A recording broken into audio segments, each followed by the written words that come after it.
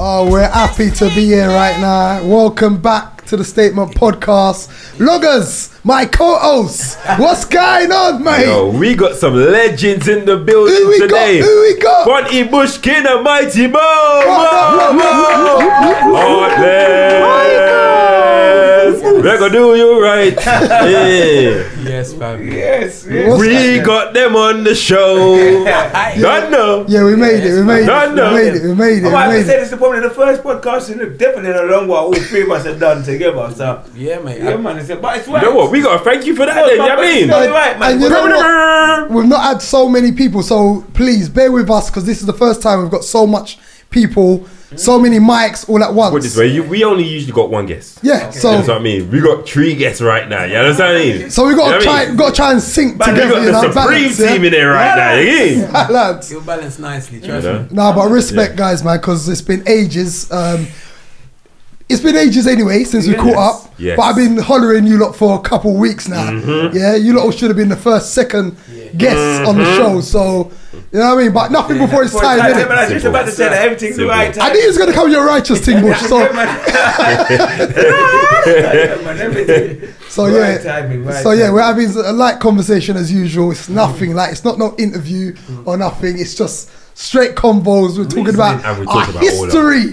That's And it. you know what? No one can tell this story better than this crew right here. Simple. Because we grew. Original, yeah, foundation. We grew. Foundation. That's This is North London right here. Do you understand what I mean? Yeah, right. So where are we gonna do now? Where are we starting? Let's start from the beginning. No, let's start from the beninging. In the beninging. In the beninging. So come on, start from the beginning. That's your Like understanding. Heartless Crew. How did you all come together? Jeez, yeah, boy, the beginning. Because this is conversations that we probably had from years ago, and I don't even remember this story. So let's talk about this. I think Holloway School, Holloway Boys. That was the meeting point. Where's Holloway Boys?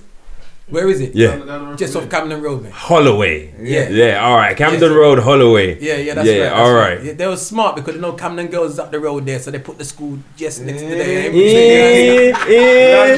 Them wanted from them school there. So hold on. You all went to the same school? No, me and Bush went to the same school, Oh. and we linked up more in college. Okay. What college was that? Sitting, isn't? Okay. Yeah, 95. What So basically, you lot done, 95. 95. so basically, you lot done school and college all in the same area. Yeah. Yeah. Okay. You know, no, I went to the we went Holloway Boys Uh-huh. and I went Southgate College with the bad boys. Yeah, that's right. But I was still in the bad there college. All right. Come and coach in the Listen, college people there. thought he was in our college anyway. Yeah, So it's a- in there like. I just come up there and Man had coach the up pass. there, Yeah. You know what? Yeah, You know me. what? I've got a vision of you with on crutches, Southgate College. Yeah, I was coaching them time there. Yeah. I had a bike them time there. Okay. I used to ride their college on my motorbike. And go and coach out and all them things there. Right. How did the actual Heartless crew start, and where did the name come from, and how many early members to? Yeah. Good question.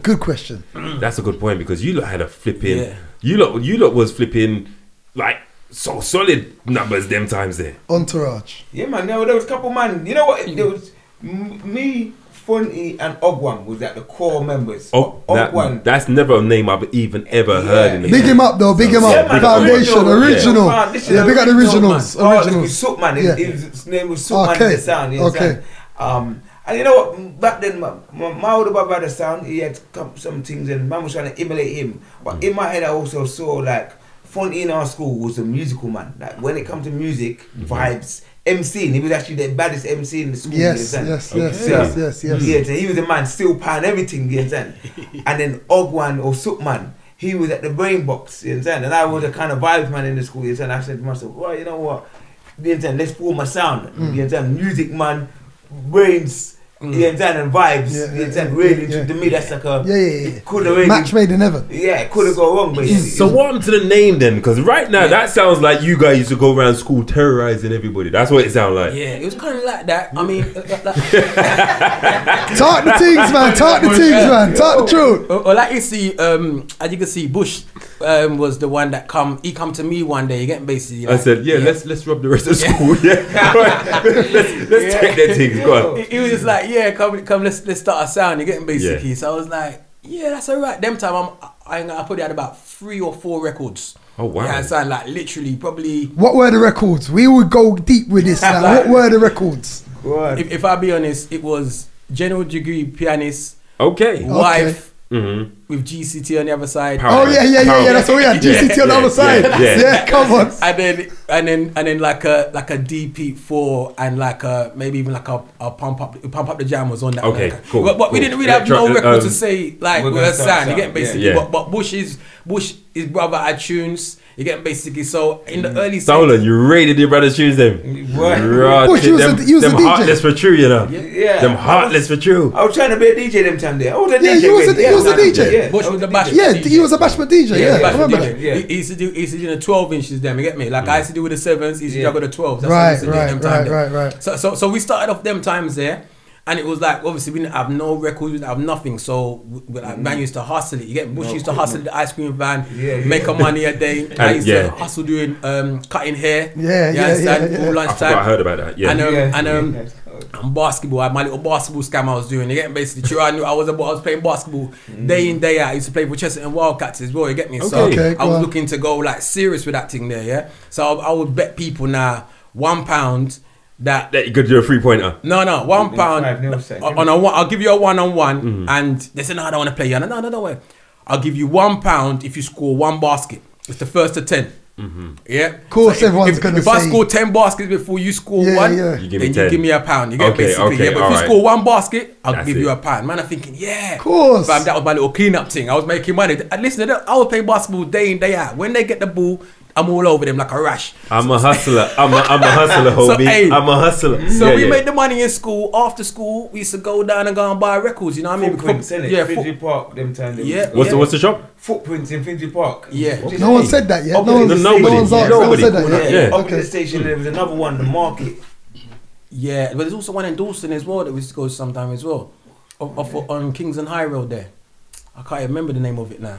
A record shop on Kingsland High Road. Yeah. There was a record shop around there. It was like there are some nice gems, and we got some By the nice sevens cinema. in there. So you're not talking you're not talking Regal Records, Lower Clapton Road. No. It's Okay. not What Regal type of Records. tunes were you buying for them places? Okay, man. What type of tunes was you buying? So them times there it would have been like this was like 94, 95. So If you're talking about flipping Hackney, you're talking about flipping reggae. yeah. Ragga. So all it was just like bashment 7 inches. It was mostly 7 inches we was buying them. Like to be honest, we didn't really play any other genres apart from this Slow jams, but we used to play slow jams. Yeah, as well. slow jams as well. And then, slow jams. Mary J. Blige when that one come out. That's that was right, a big that's tune right. that you know, sort of the bump go out. We used to play that. Yeah. Like, remember them time? You can't talk about them man there again, man. Them man they get cancelled already. I mean, you can't talk about them man them cancelled. They get cancelled. I mean, How many dances you bust up with them man there? How many dances you true, bust but up we with not them? talk about them man there again. I ain't cancelling. You know what? It's Man again, have a daughter, you we're know. gonna You know what I mean? We're gonna go off topic because you know what? Them man there. Foundation. When it comes to music, I hear you. can't chat to them man there. Them man they're real. And I'm coming off subject slightly. Yeah. But somebody said to me this about a month or so ago, and I had to agree. There's one guy that nobody could clash on the verses and win. And that is that one council guy. Yeah, him. Exactly. Him. Yeah. I call him. Yeah. We not call him name, you see? But we're talking about this one council guy. Nobody could beat him on the verses. And because he's done so much music for so many Catalog's people. mad. Plus the amount of stuff he put out. Michael Jackson and all them man there. Everyone. You can't Remember, talk to him he again. spanned. I'm talking about this 3 decades. Yeah, this is the end time for Can't talk to them man there again. For my first baby mother, man, span right the way he made it. Man, there's legend. Yeah. Man, there's a legend. So basically, like we said, we used to play bashment and kind of things there. Ogwan Sutman, he used to play like the R&B and hip hop. You know what I'm saying? He used to collect just that, you know. Yeah. And then it got to a certain stage now when it was coming to the end of school. Still to today, I don't fully understand the reasons, but He decided to Ogwan, dip out. as a businessman, gave his letter of resignation. What, as in literally? Literally, Wow. man give me a letter and post. I've still got it Wow. somewhere, Cold. dated 1995 or 96, saying he's leaving because of certain whatever. circumstances. Basically, he's one of them uni students. He's looking to go Oxford and Cambridge, and he didn't really see a future for him and Heartless. Plus his parents seemed to be very strict at the time, so you know what I mean. But the way he did it, I still have to say up to today, very strange, but so good. He was a businessman like that. But what he did do, which I have to give bless him to, before he left, gave you the records. No, he didn't give us records. He took the records, didn't he? He took the records. No, man, he can't do that, man. What do you mean? No, you know them ones that I bought the records for the sound, didn't it? So I'm taking them back. Yeah, but your parents are strict, bruv. You mean? We'll take away the evidence. They don't need to know about this. We'll go. Anyway, the good thing that he did do is that he was the one that brought in Mighty Mo. Yeah. Okay. So it's like big up. All right.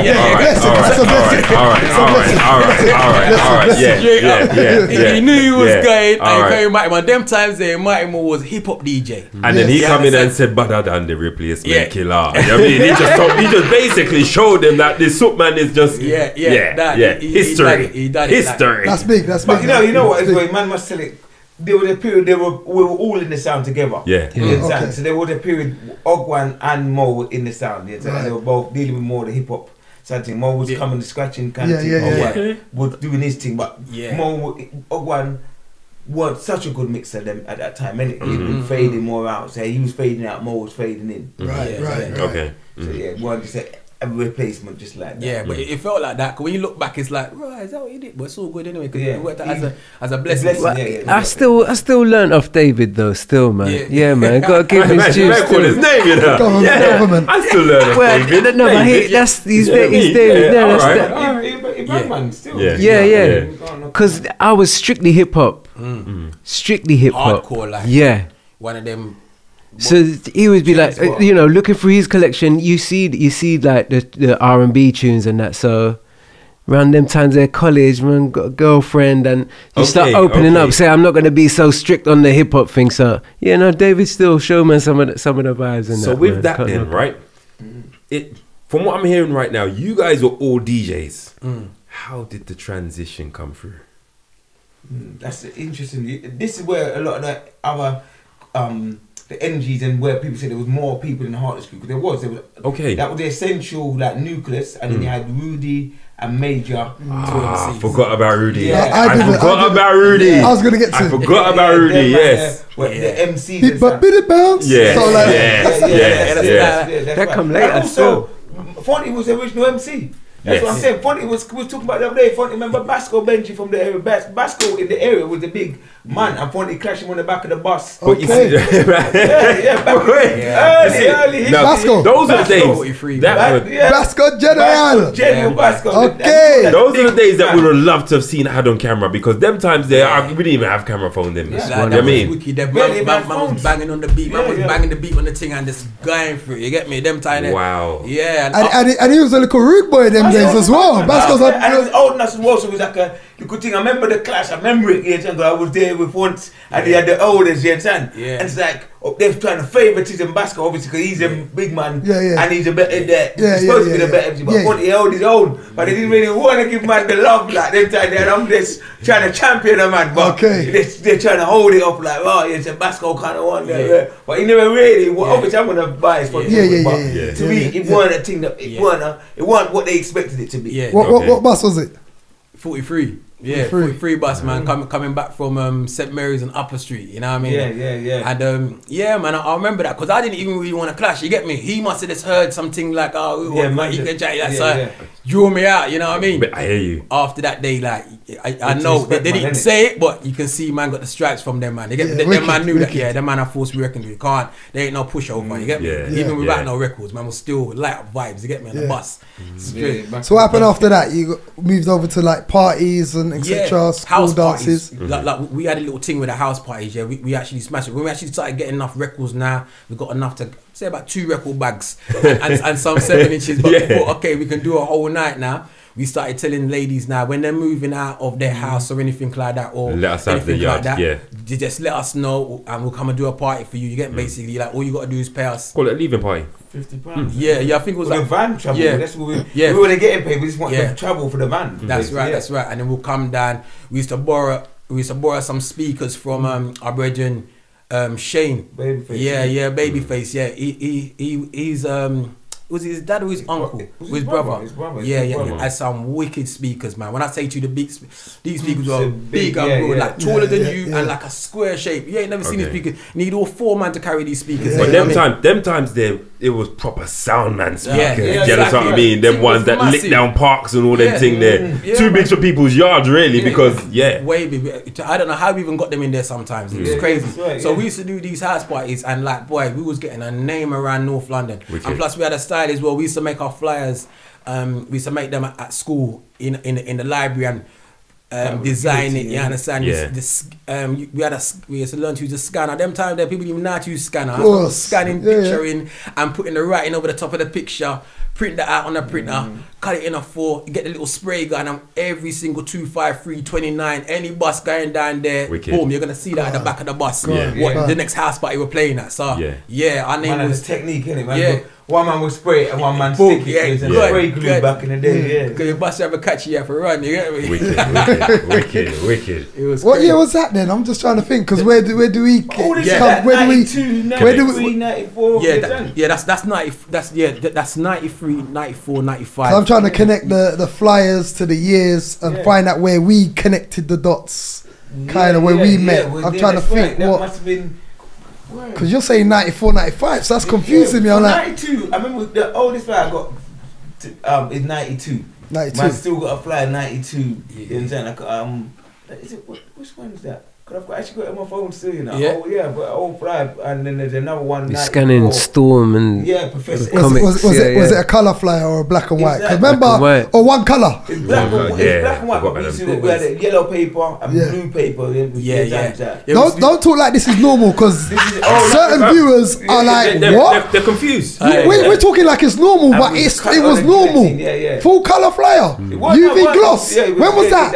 That's come on.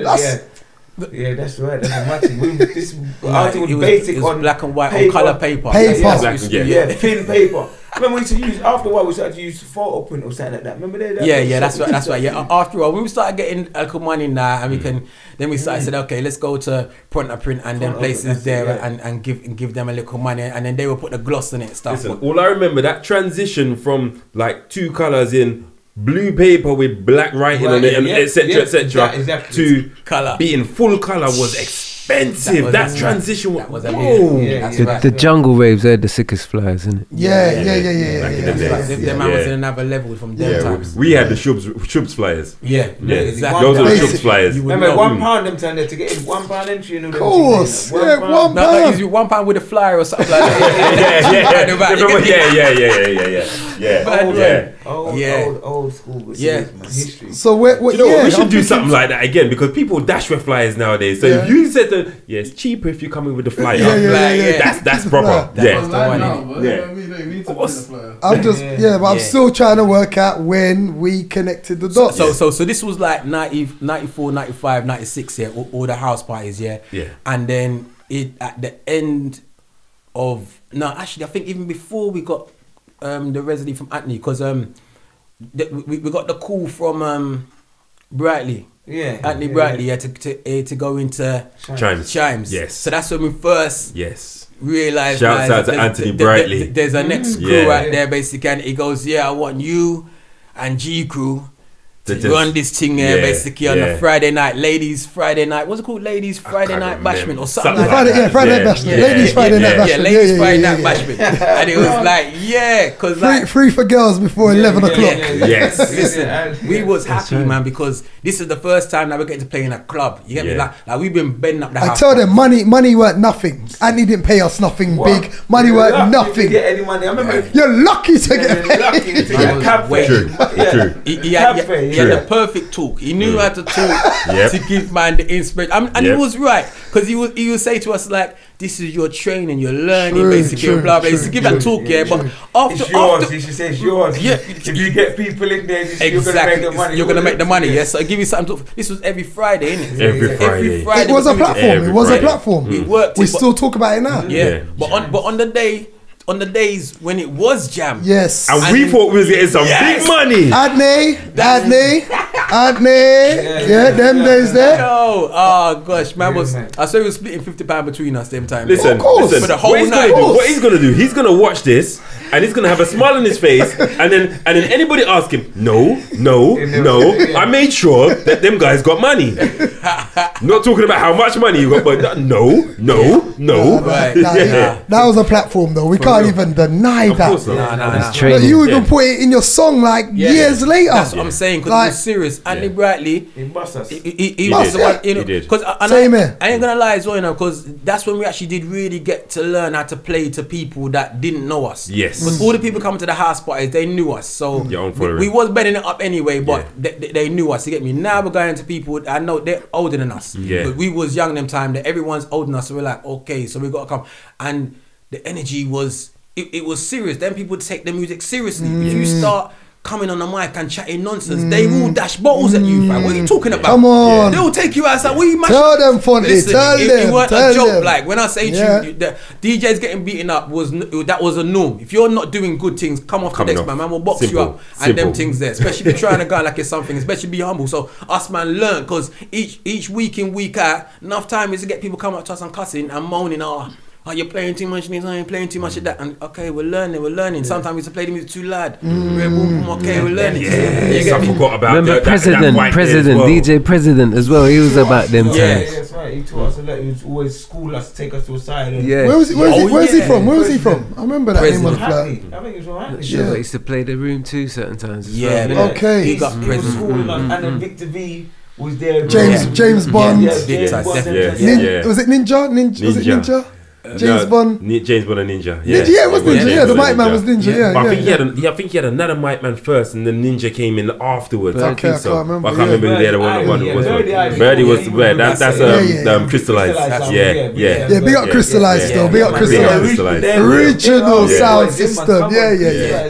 That's right. And in fact, that's what kind of like got us into it as well. You know, sounds like Crystallized, Lady Force, King Status, Black Mafia, Thunder Force, all those sounds. Glamour Guard, Glamour Guard. That's right. They was before Poison, Kingmatic. Everyone would be Poison and Glamour Guard them time. That's right. That's right. Poison, Glamour Guard. Second Image. Big up Second Image. Yes. You know. And My Sound Sapphire. Big up Sapphire.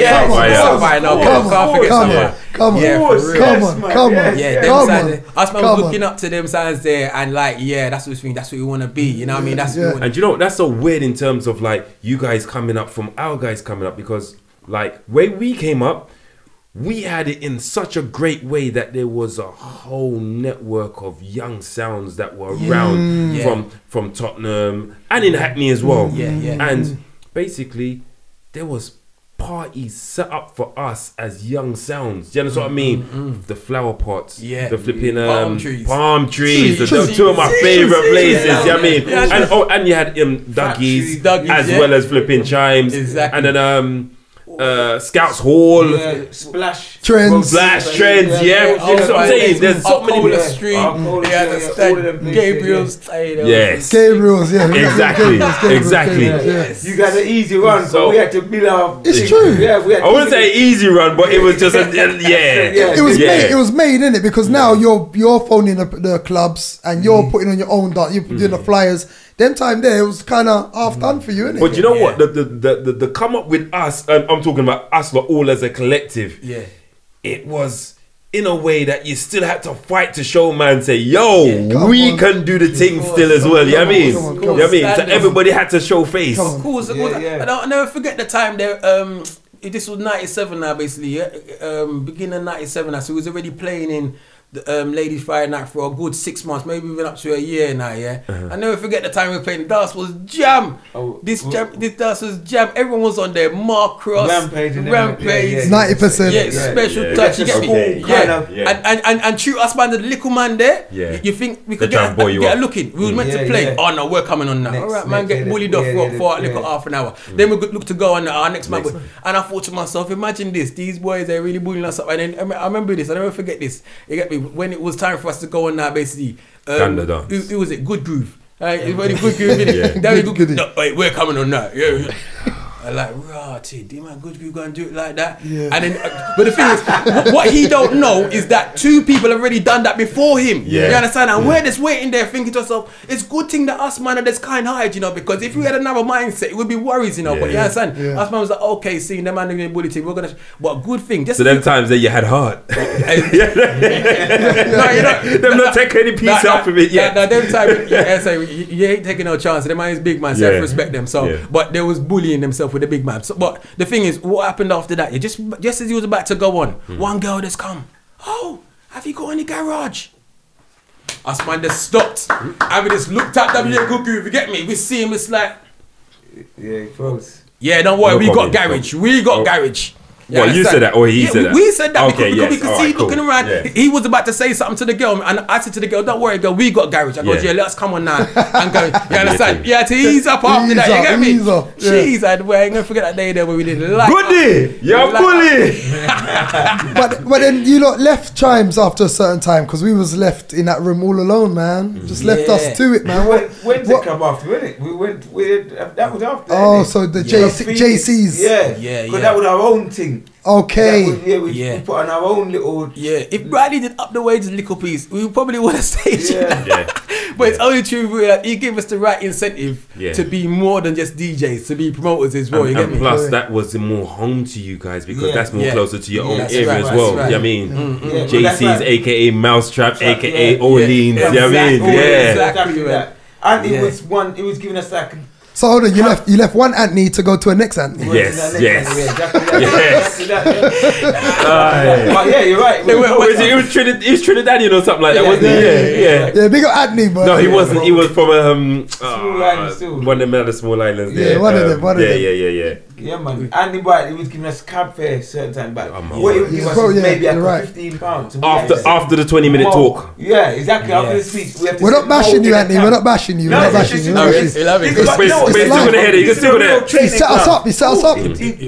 Talk, man. We used to send Mo in the cab with the record, and me and Pont used to walk from Hackney clean back home the east side. Yeah, we used to walk home because cab money. We'll save that cab money. They get me walk it. You get me? I remember giving us that £15. That was a cab from there to Wood Green. So we pushed Mo in the cab with all the records. Yeah, and me and Pont walk. Yeah, that's right. That's right. Save the money. Save the money. Yeah.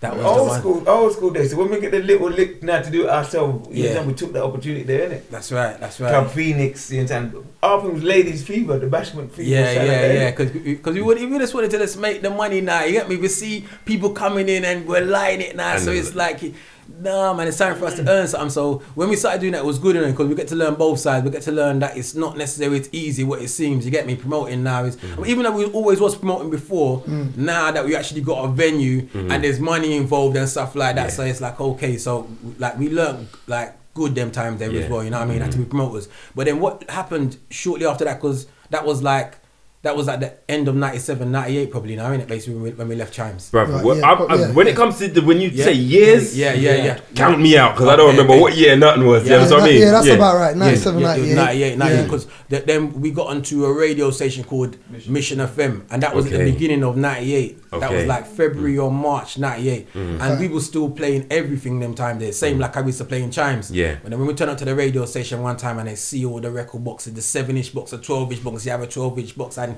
also the record bags. and some of it's going outside. Exactly. It's not the small, it's the big ones. The square record box.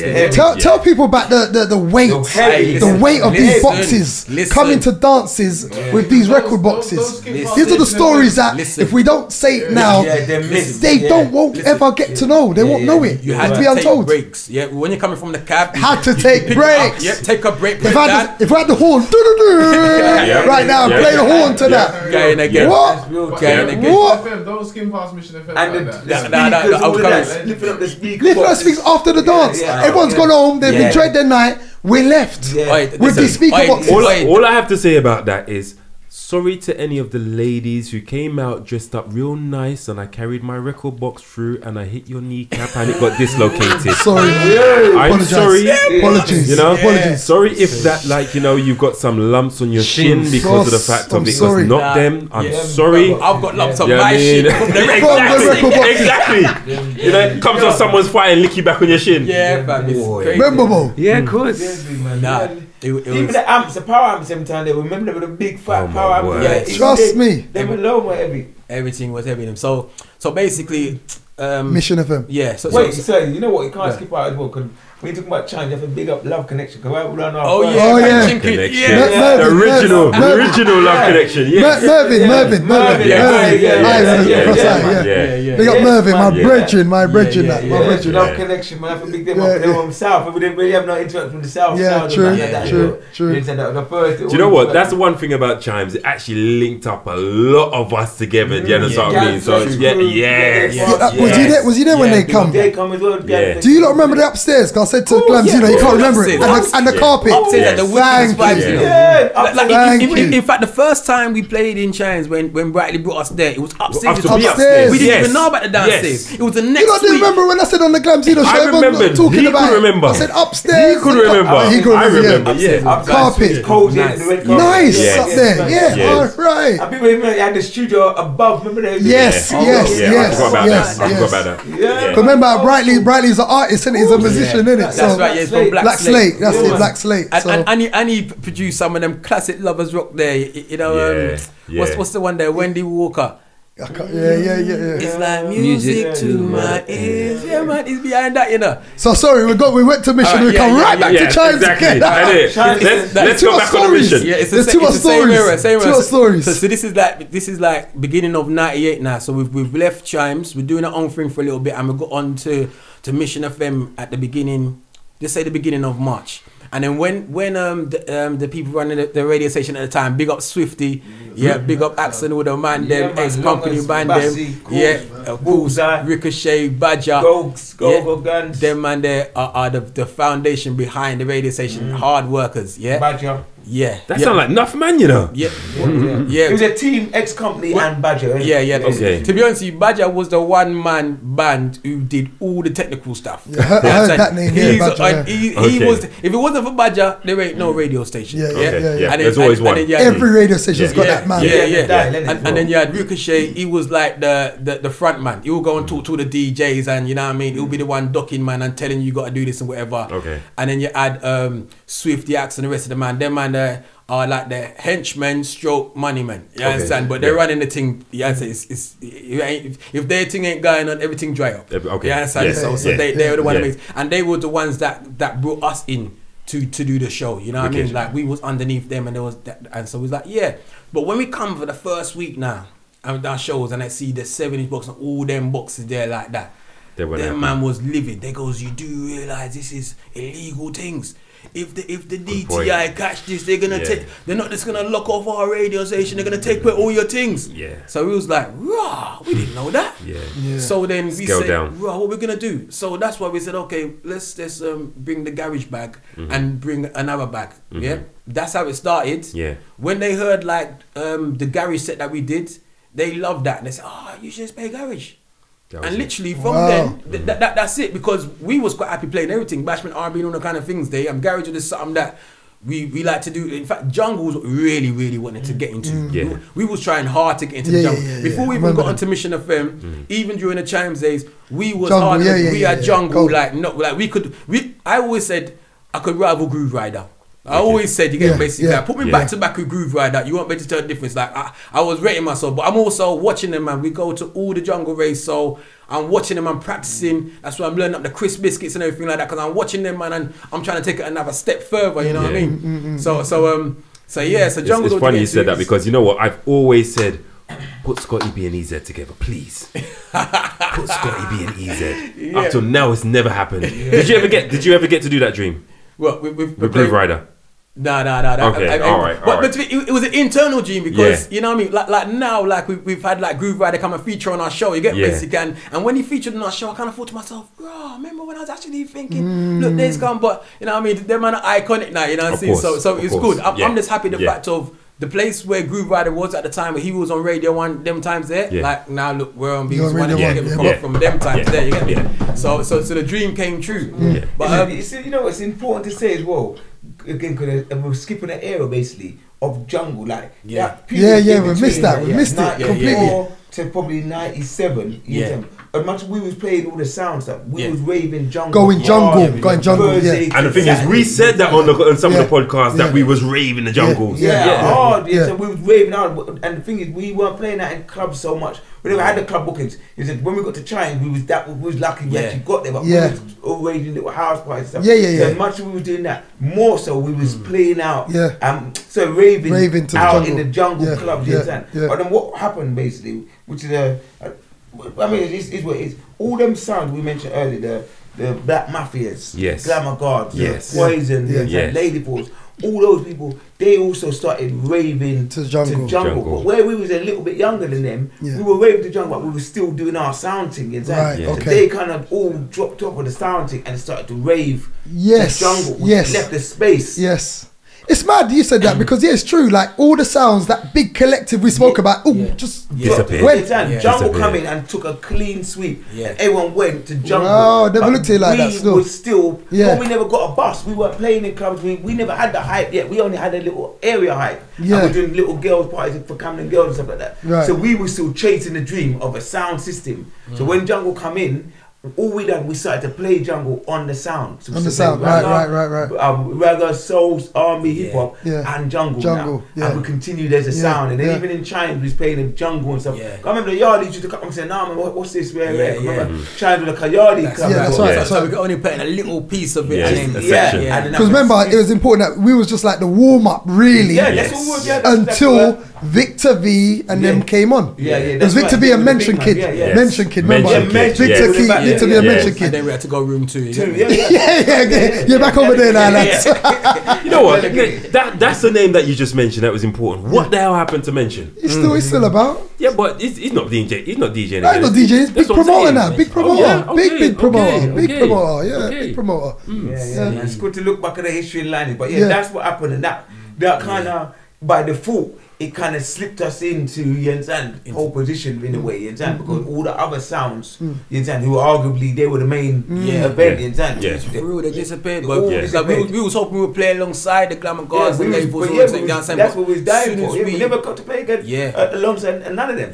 That's what I was thinking. I think a lot of them regret the fact that they kind of stepped away from the music music scene. I think they really regret. Troubles Ninja, remember Troubles Ninja? Troubles. We were at the main man back them today. Come on, we had the link, you had dubs, they sounded dubs and everything.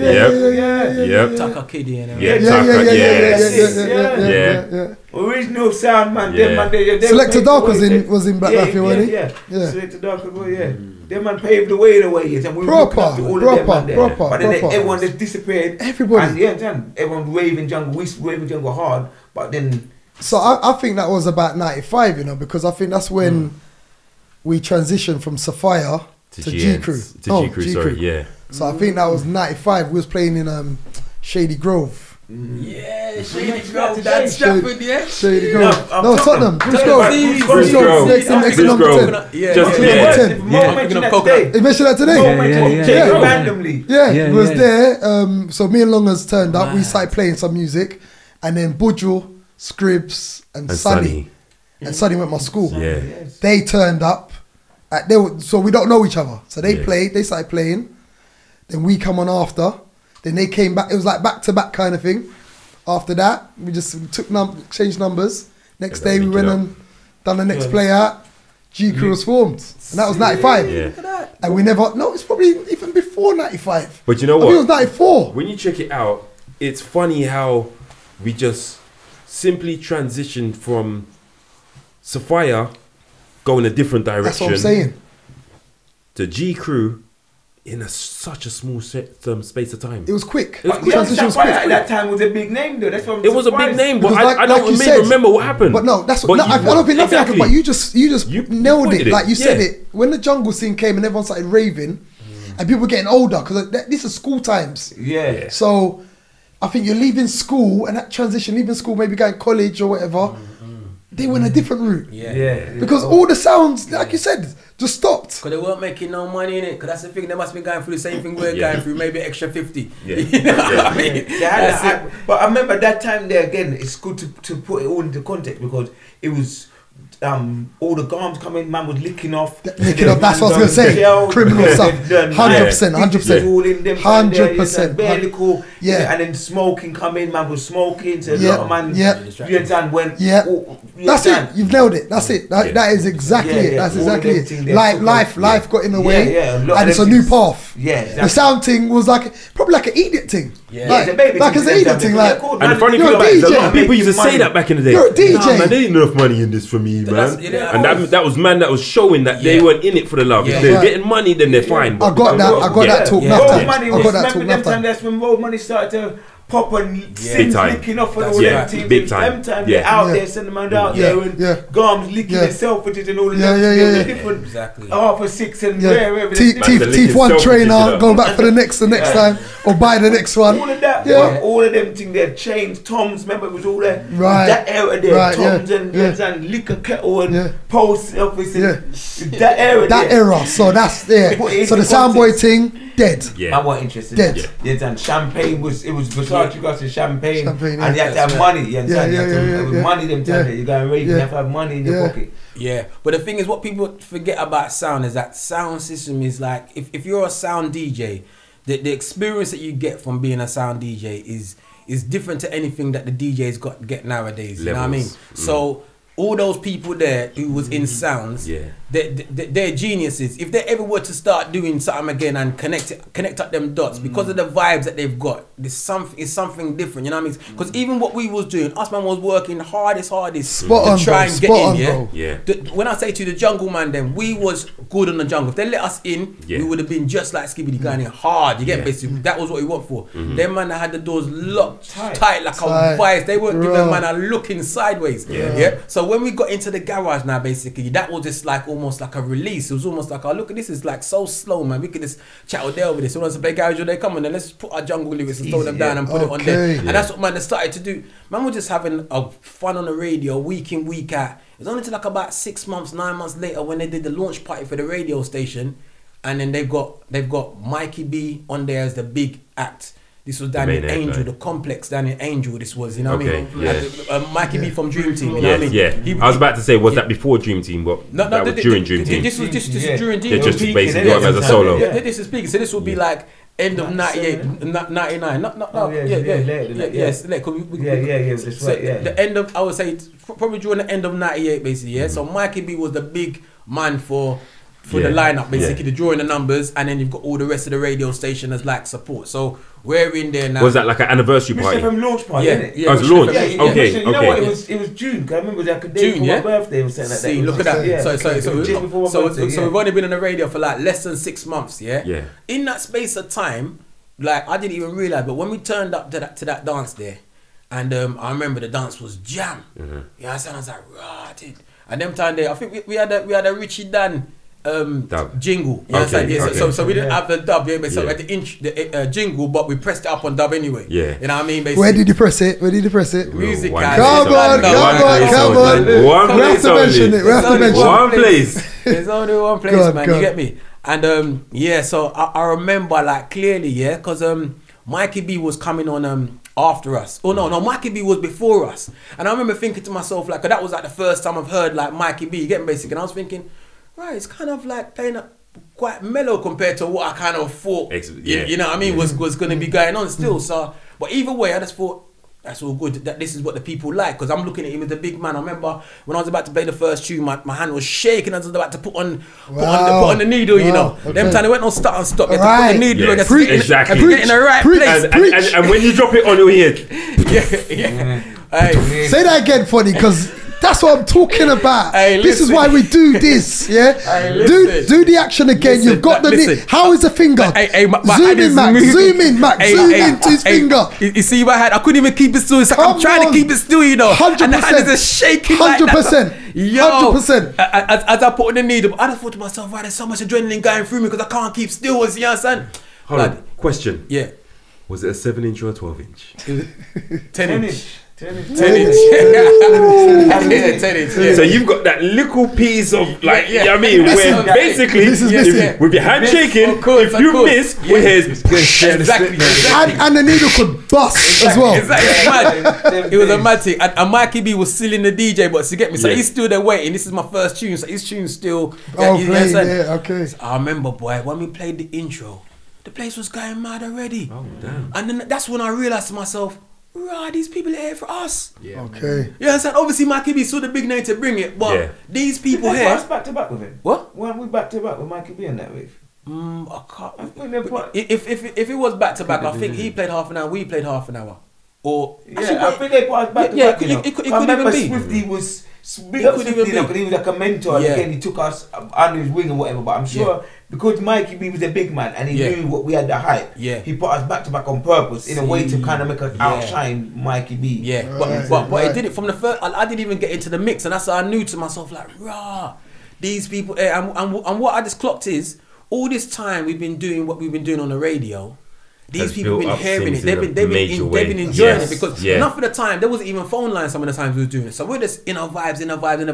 The people them knew us. They was just first realizing, see, this is Heartless Crew. This is what them man look like. You get basically like, and then from then it was just like, boom, this guy. And you get, do you know what it is? It's there's a section. There's a part of that which he's from the straight garage era.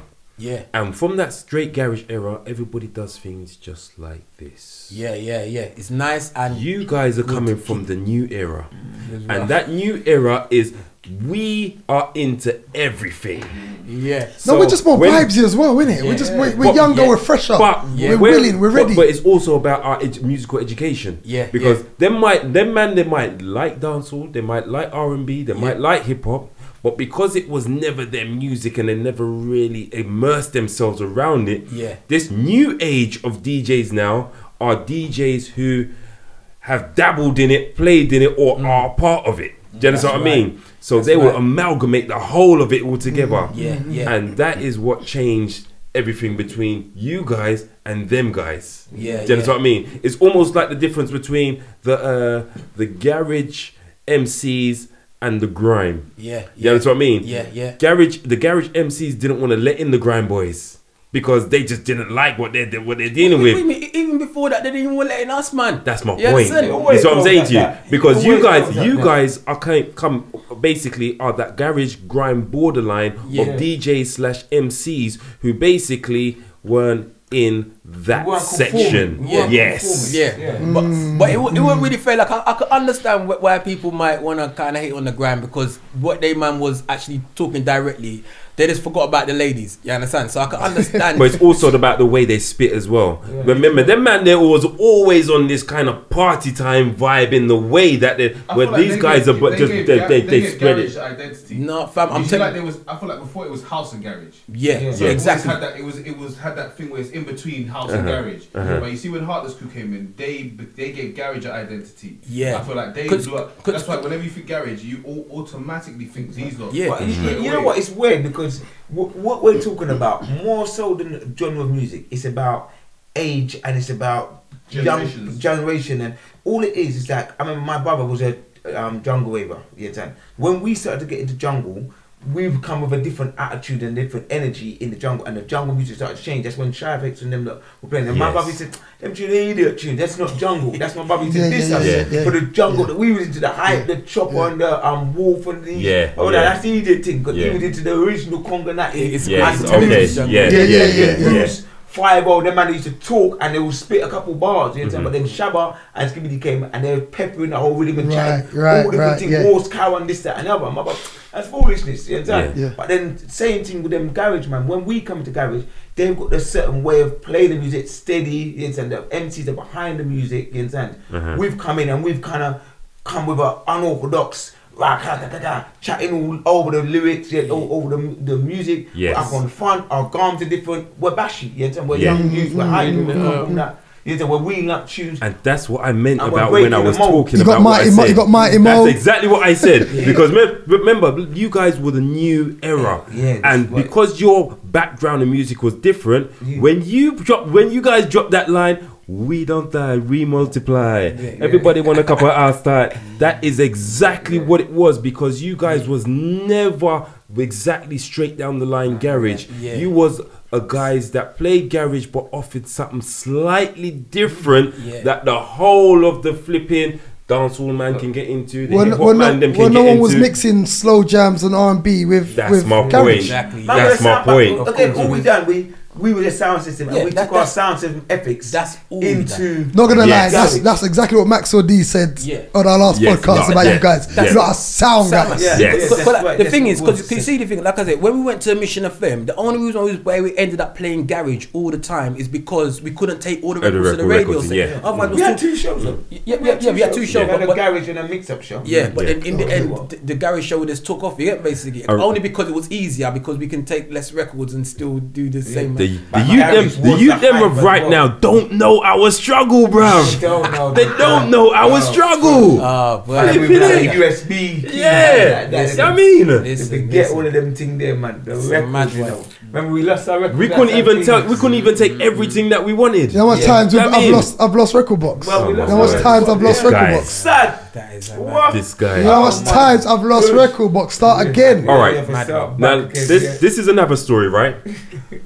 I became a DJ who was originally a dancehall DJ, then started playing dancehall, R&B and hip hop simply because this guy here had his car broken into with the music in it, and then I took out all my savings, went to the shop the next day, started buying up a whole heap of R&B tune. Well done, bro. Them things they're coming home with me, you know. This going home with they're going home with me, that's right. They're coming home with me, you know. You know what I mean? They're coming in my it's all a blessing. It was a blessing.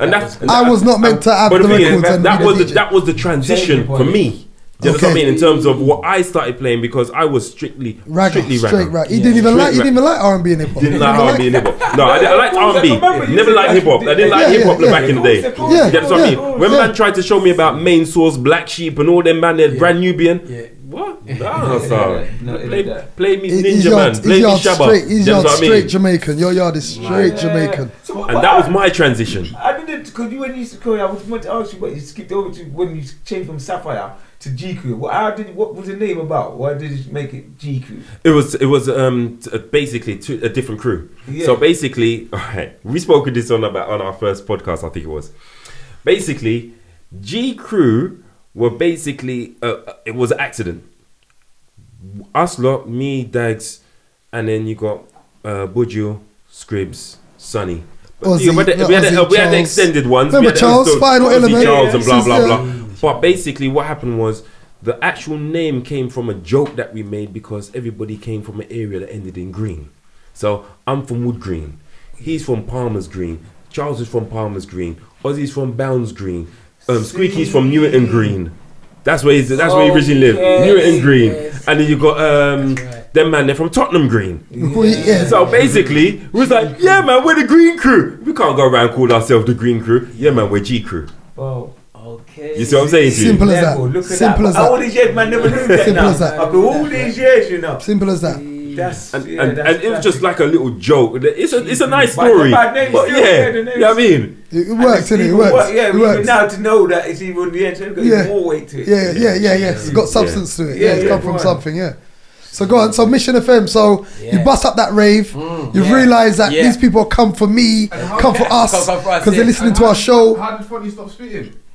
Right, nice. And did you spit? Was you spitting in that rave? I know you spit. Was he spitting in that rave? No, he weren't spitting. How did the formation get made? Was it? How did you turn into the head DJ? You know, hold on, let me think now. No, but he was DJing in Chimes. No, head DJ. No, you was DJing. I remember then he switched over. Then he was DJing as well. I still remember him DJing. Same thing what happened. Like when the jungle come in, the formation of our sound changed. At once we was all DJs. Basically, and was all playing our thing. Like I played Bashment and jams. I remember. We were playing Bashment as well and hip hop as well. And Mo was playing hip hop and scratching and kind of things. That was the main. But when jungle come in, Fonty became the main.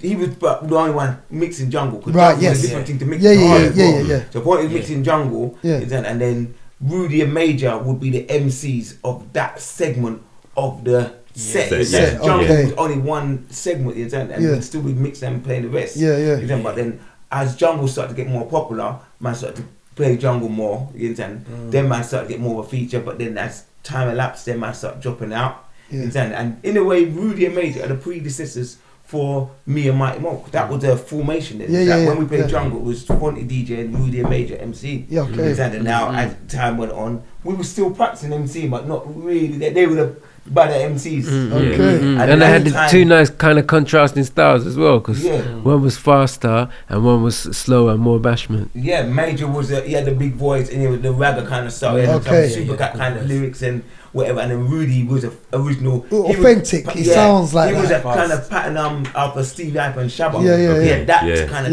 thing. I bring it back, tap on the 5 and okay. We got Rudy still. We got Rudy. Rudy was cold back in the day. He was cold back in the day. Yeah, he set trend. Again, all it was Rudy didn't have the loud voice and the confidence. Major, Rudy technically was better, but Major had the confidence. No, but he had the clarity of the voice as well. See, with Rudy, he's had wicked lyrics, but his delivery was poor. Wasn't the best. Okay. So it was slurs. Like, the lyrics are still there, but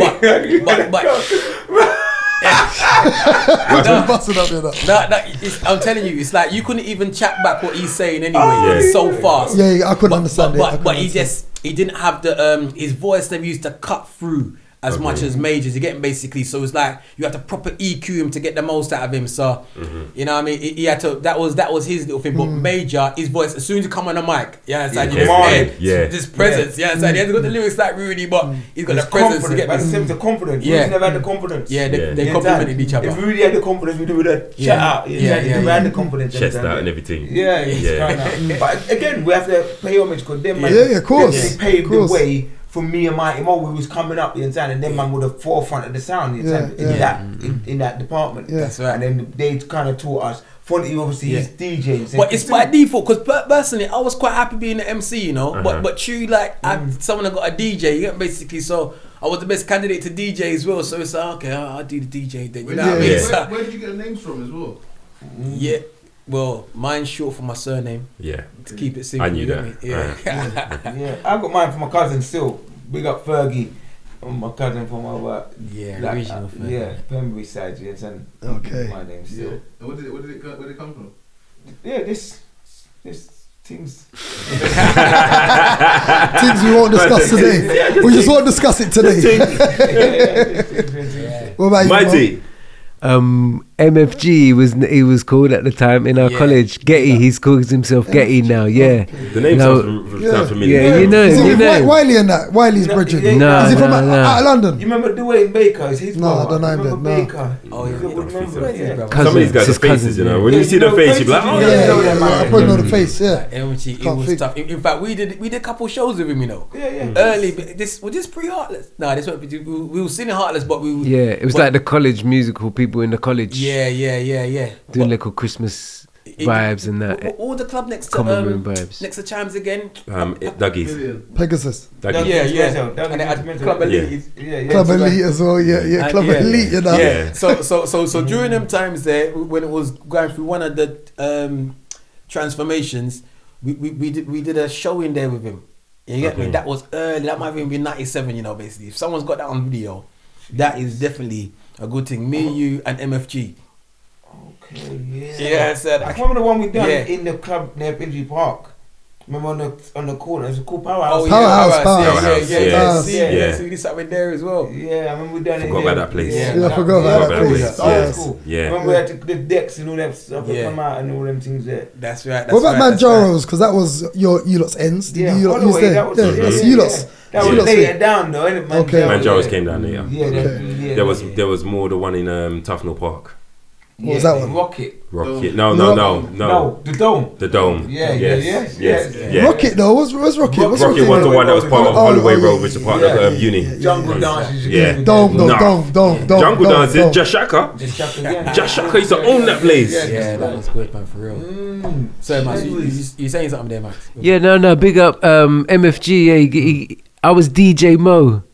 And he said, nah, DJ Mo is you're not doing yourself justice. Yeah. So he said, yeah, put the mighty in there. It suits you, bro. It suits you, bro. Big up, man. Yeah, man. Do you know what? There was a period in time where it was GCrew and Heartless crew running the whole of North London kind of thing, and moving into East London. Yeah. Like, and then there was the time when basically we kind of split up. What actually happened? Like, what is you guys' truths in what actually happened in our journey? Yeah, in terms of we got divide. different directions. That's a good word. Divide. There's two things what I remember. Cause you know, I was trying to remember dates wise and where it comes in the time. But remember, I booked them for your birthday in Holborn, Gray's Inn. Oh yeah. That was a dance. That was a dance. White flyer. The logo. Yeah, come on. The logo, the star sign logo. What's the star sign? We got first edition there. Come on, J2. Big up J2. Big up my brother. Big up Scorpion. Yeah, Scorpion on the flyer. 40 on there. Yeah. Wanted.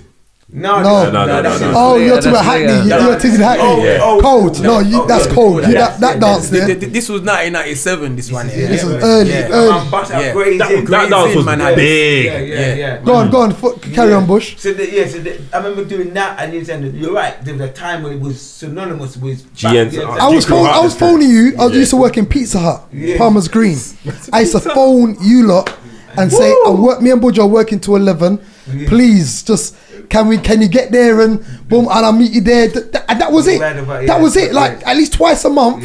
Them phone calls were made, and vice versa. You'd phone me and say, boom, get there. Can you get there early cover? That's what we used to do. Remember that? Of course. We done. I was gonna say I remember doing one house party with you guys, Hornsey. Yeah, my yard, my mum's yard. Yes. My mum's yard. Yeah. We moved that. Yeah. My mum would just move that, Hornsey. We was there till morning. Was eating food in the morning. You lot done my birthday as well. I think I was about 7. I think you was on crutches then. You was at Southgate them times there. Back on my garden. Don't remember Palmer's Green? Palmer's Green. My garden. Yeah. Think back, man. My yard. I remember dropping Never Sprung, that tune, and that got the forward. Right. It's funny. I remember that party still, And then I remember them times were just GCrew, Heartless crew everywhere. Everywhere. Who's on the flyers? Exactly. Nobody else. Done. Yeah, all night. Now we could do with the thing nice there, man. I remember, boy. The vibe is smooth. And I remember we done a thing in Phoenix. Yes. We had a thing in Phoenix, because that's what I'm saying. There's two things in my mind where the split come. One, we had a thing in Phoenix and we clashed and we all kicked off. Yeah. That's one thing. And then we had the other thing. We used to say it amongst ourselves as well, because we was in line with each other. But then, tightest. Yeah. What happened? We veered off to the garage. And that kind of really made the real divide in terms because we went in a completely different direction, and it's like, wow, it's like a whirlwind now. We've gone in a next thing, and we aren't really playing sound system as much at all. We weren't really playing the sound system at all. No, we weren't playing no sound system. Yeah. I think all through that year, like 98, 99, 2000. Like, and the thing is, that's why the Crisp Biscuit was so pronounced, because we weren't getting a chance to play those tunes. So I'm trying to squeeze them in where I can, and the vibe was the same. I remember because you're saying like the garage people, there was, you know what I mean, like the garage people are like all the tunes like mixed smooth. It's meant to be seamless, and I appreciate that mixing there, because that is what you call some nice good quality mixing, but it's one style of mixing. You get me? Exactly. It's not the only style of mixing. You get me? So that's what I was talking about when I talk about the new age. Yeah. So that's what I got to rate Mikey B. You know, cause that time that we lit up the dance, I remember man come and give man a compliment as well after that, and that just put a cherry on top. Like, oh my God. But Mikey would have come from sound as well. He would have been playing rare groove and that's what I'm saying. So that's why you give man a rating. But it's because remember when we was in the scene. Remember when man used to be cussing like. Because remember, when we was in garage, there was no rewinds. Yeah. There was no such thing as rewinds. It's just plain Us stuff. Man brought in the rewinds. Okay, yes. Yeah. And when we used to rewind it, the promoter used to get vexed. Okay. Even sometimes people in the crowd used to be like shocked, like, what's going on? Bro, what's going on? What are you lot doing? Man's reloading it and playing sound effects off the 7-inch and then flinging the tune back in again. Like, at first they're like, raw. But they got used to it. And then after a while it's like, bad boy, them man there. Yeah. But at first, they you changed the whole game, then you changed the whole thing. Yeah. Even certain times, man, they would still want to book me. Oh, we don't want the MCs on the mic. We don't want the MCs. We just want you to come and play.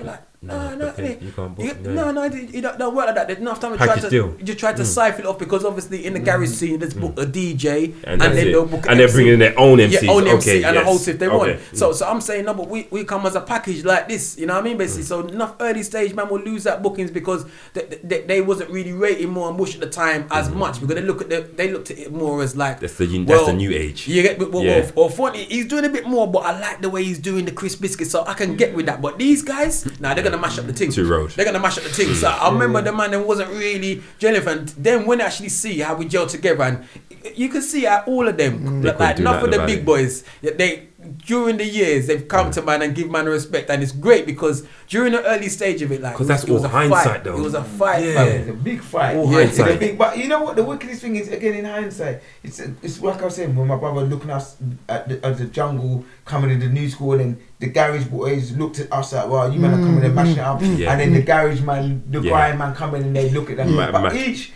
thing is very fair to say, each generation does come, and whether they mash it up is a debatable, but they very debatable. They're evolving, but that's then evolution. It's that you bring. Remember the garage before, it was a smooth run. It weren't really no jump up thing or no rewind, and it was a smooth thing. We come in and change that. Yeah, but we still kept the smooth. Because I kept the mixing in a way where you can't say that. I'm still mixing the tune the same way you like it, but I'm mixing it slightly quicker, and also different. Like the cool irk of UK. You know what cool irk is? Yes. Yeah, of course. So like you see that that's how hip hop was created, isn't it? Yeah. Hip hop was created by, like, if you check it, it's Chris Biscuits.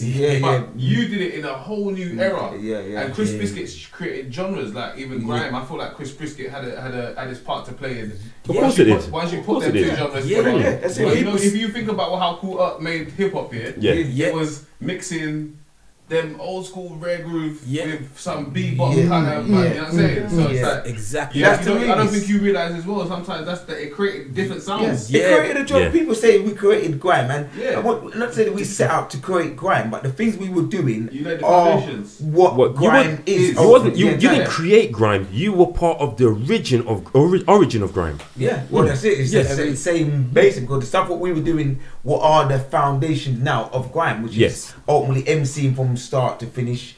Come with the rude boy kind of MC, which that weren't in garage prior to us doing it. Jumping up on stage weren't in garage. And ultimately it's the same tempo. And the rewind weren't in it, and again the mixing of 40 slowing down tunes. All of that, playing it. That was all of those ingredients. And they were the highlights. Ingredients of grime. Grime now is about who can get the biggest reload and energy, and that's exactly what we brand. Ultimately, it wasn't there in that tempo of music prior to us doing it. 1000%. Because the thing is, a lot of people, they didn't, if you was into garage, you did not know them Chris Biscuits who was playing. They did not know them.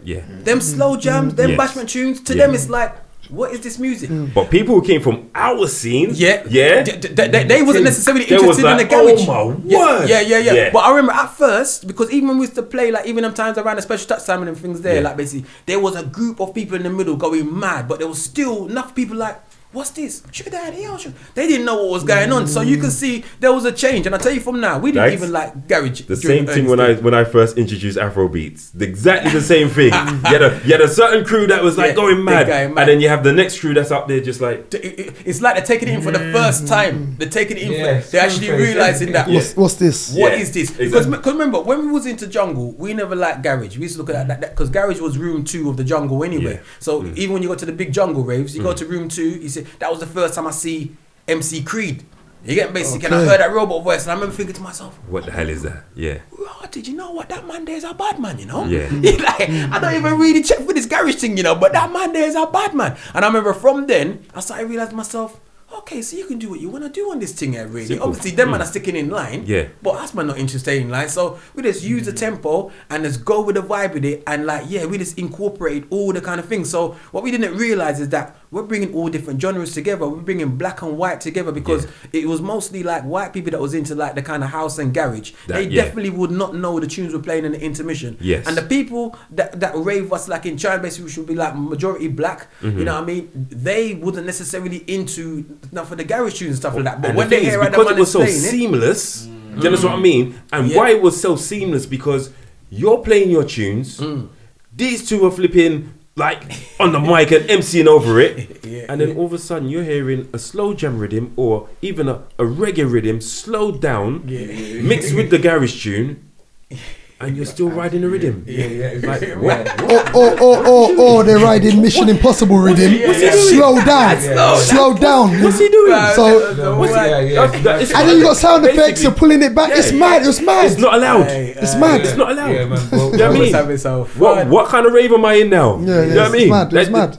So and then it goes back into garage, and you're like, hold on a second. Hold on a second. Yeah.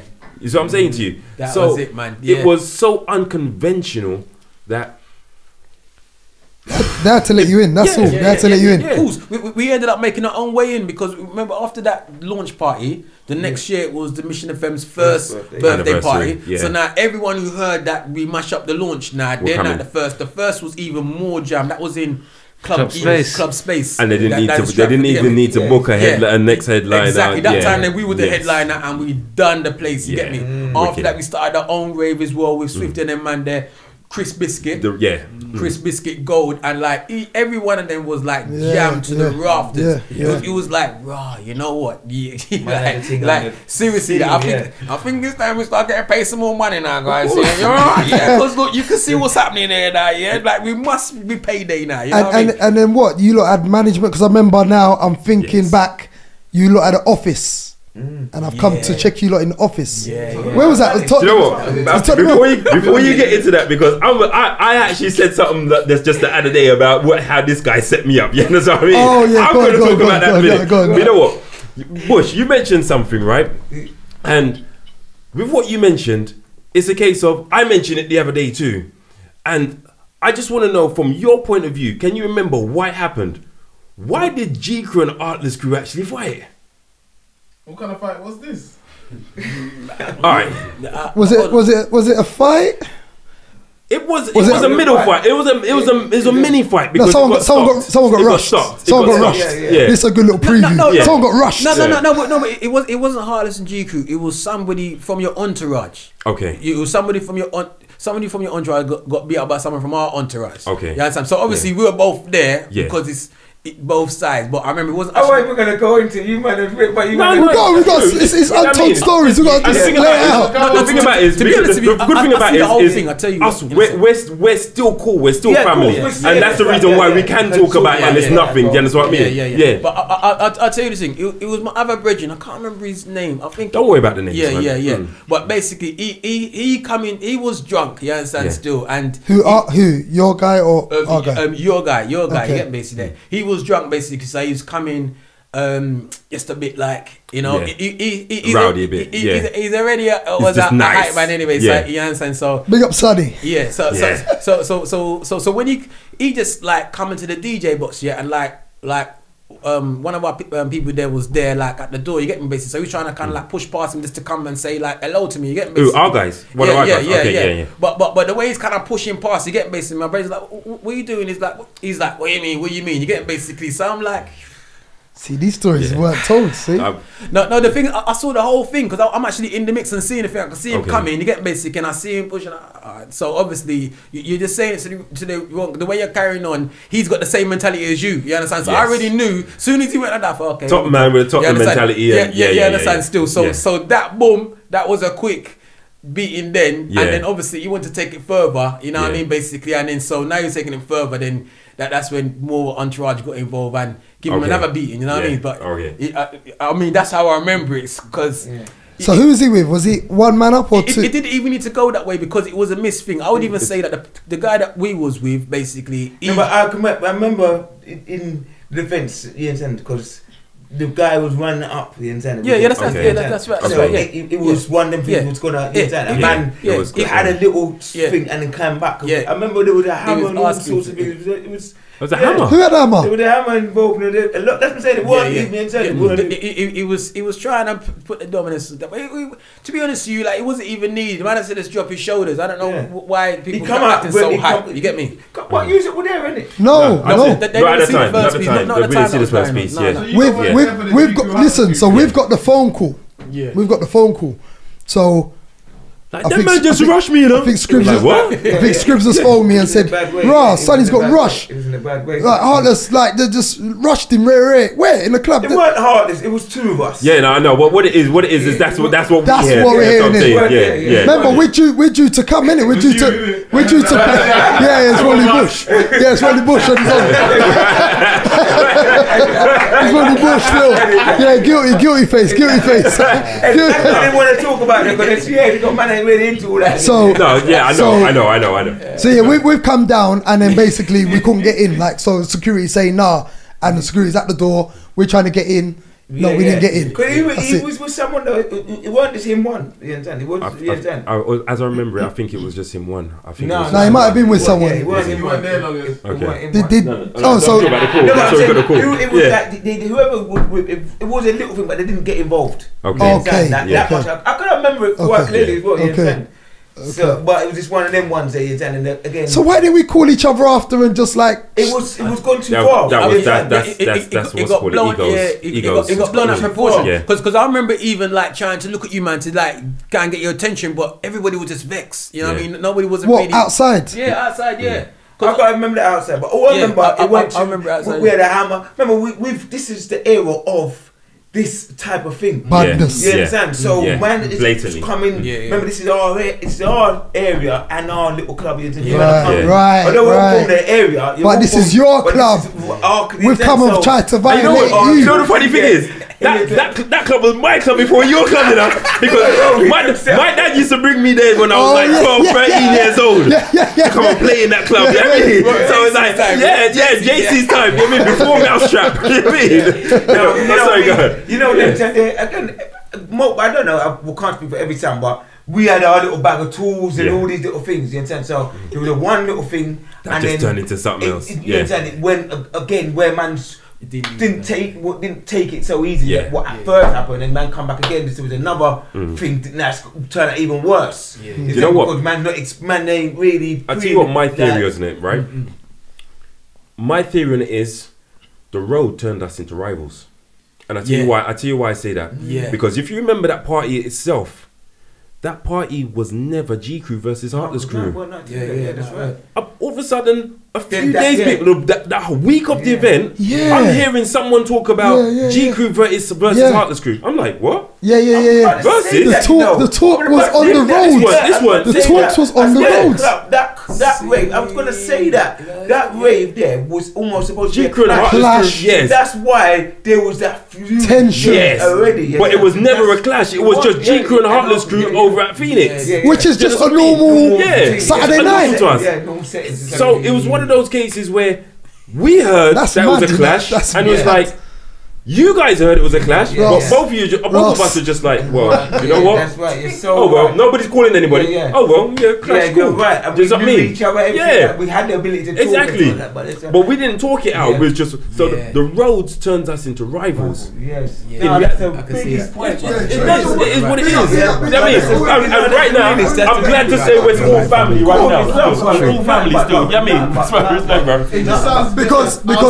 Because as soon as you know what? No, because soon as you lot blew and all that, I'm still your fan. I'm your fan.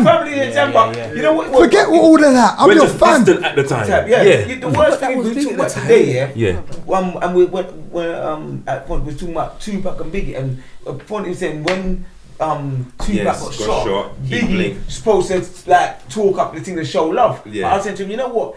I say it from Biggie's point of view. Biggie's in the area with man who shot Tupac. You can't be too expressive showing your love to the next man. He went hospital and all that. He went hospital and everything. But the way he put it out, you understand? It's not like he was overly like or it was this or that. He didn't go above and beyond. The media didn't show it. That's why you got to remember. That's why what it is. It's like the media is just like the crowd.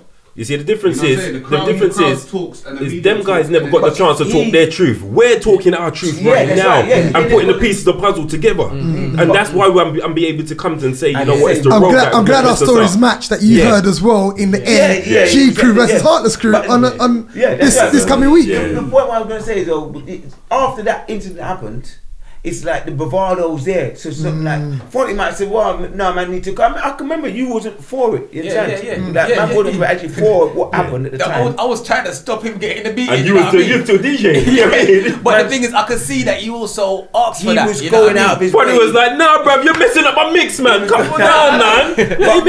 I was more trying to say, like, leave him. Like, I know it. He was back, but it's gone too far. Don't make a difference to annoy him. You can't. If you're violating certain man and you're carrying a certain kind of way. After that, I'm saying it's now sticky because we all know each other, but it's like it's a divide. The roads are gonna cause it even more, and we have to hold our own. You man hold on, and it's like there ain't no one to mediate. I said, "Wow, what was that all about?" It was foolishness. And then the longer you leave the gap, longer you don't speak to someone properly, it just goes. And then at the same time, because it sets in that ego and everything sets in. Like, you know what I mean, the nigga now I think about it, because the way it was actually coming, it looked like man could be coming to move to me. Okay. That's what I remembered as well. Because obviously I knew him basically, but I know him from way back school days. You get basically. So this is like the first time I've seen him in like years. So he kind of looked like he was. Yeah. Okay. So I was like, bro, you get me? But obviously, because it's meant to be. Because I remember it was meant to be a clash now, and obviously you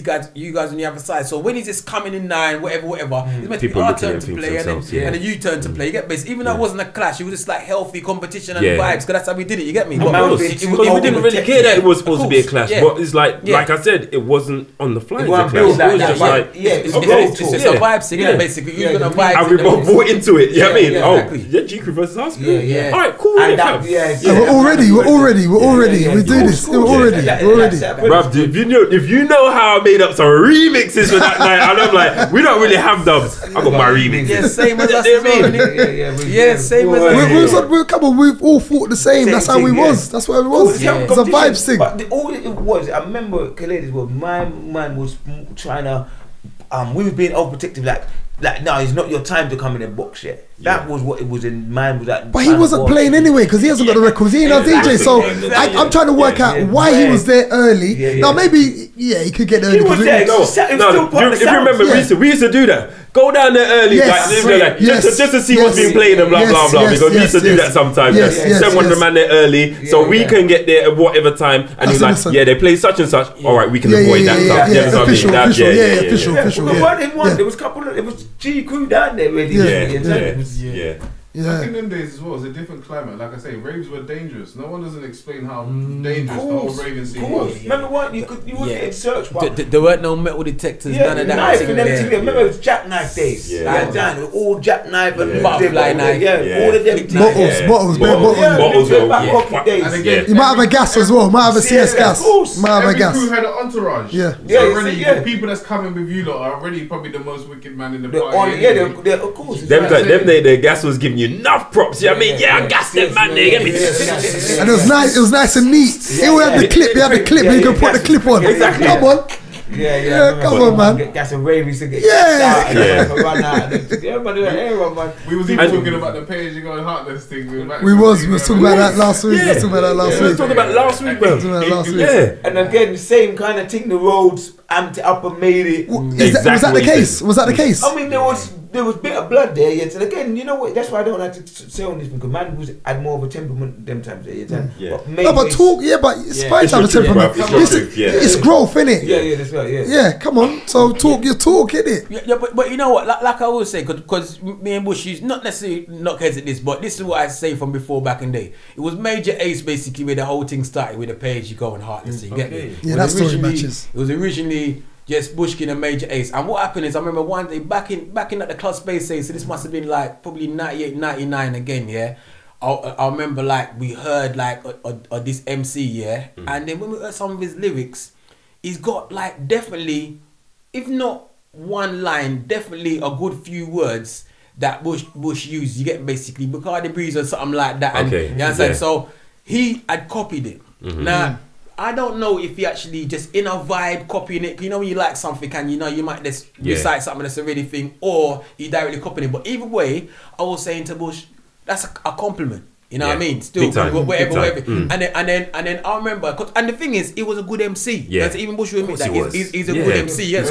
Rest in peace. Rest in peace. He was. I'm not even then. Like we all know what Major Ace went into, but even then, he was a good MC. That was the first time we heard him. Was like, yeah, this guy's. But them times there, Biters was not something to be. That we did right on the other side. So I remember thinking to myself like, oh yeah. Especially if you're gonna bite a man and not give him credit for it. Yeah. That's what I was thinking. So this is me. I thought to myself, nah, man, he's like you. He's blessed. And I remember we see him in a rave, and I remember saying to him, yes, Major Ace, well, go on, you get a blessed space.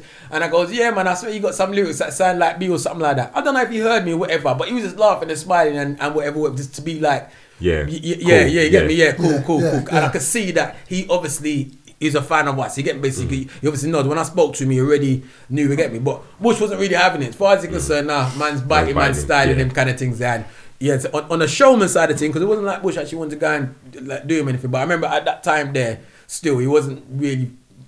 Bush wasn't particularly friendly at the time, but at the same time, not doing anything out the way. You get me? That's egos. But the thing is, when you could see that I was being friendly and Bush weren't being friendly, I don't know whether he kind of played in that more. So the lyrics that I actually said to him, blah blah blah, he started chatting them lyrics even more. So I don't know whether he tried to antagonize it or whatever. So Bush and Major Ace had a clash.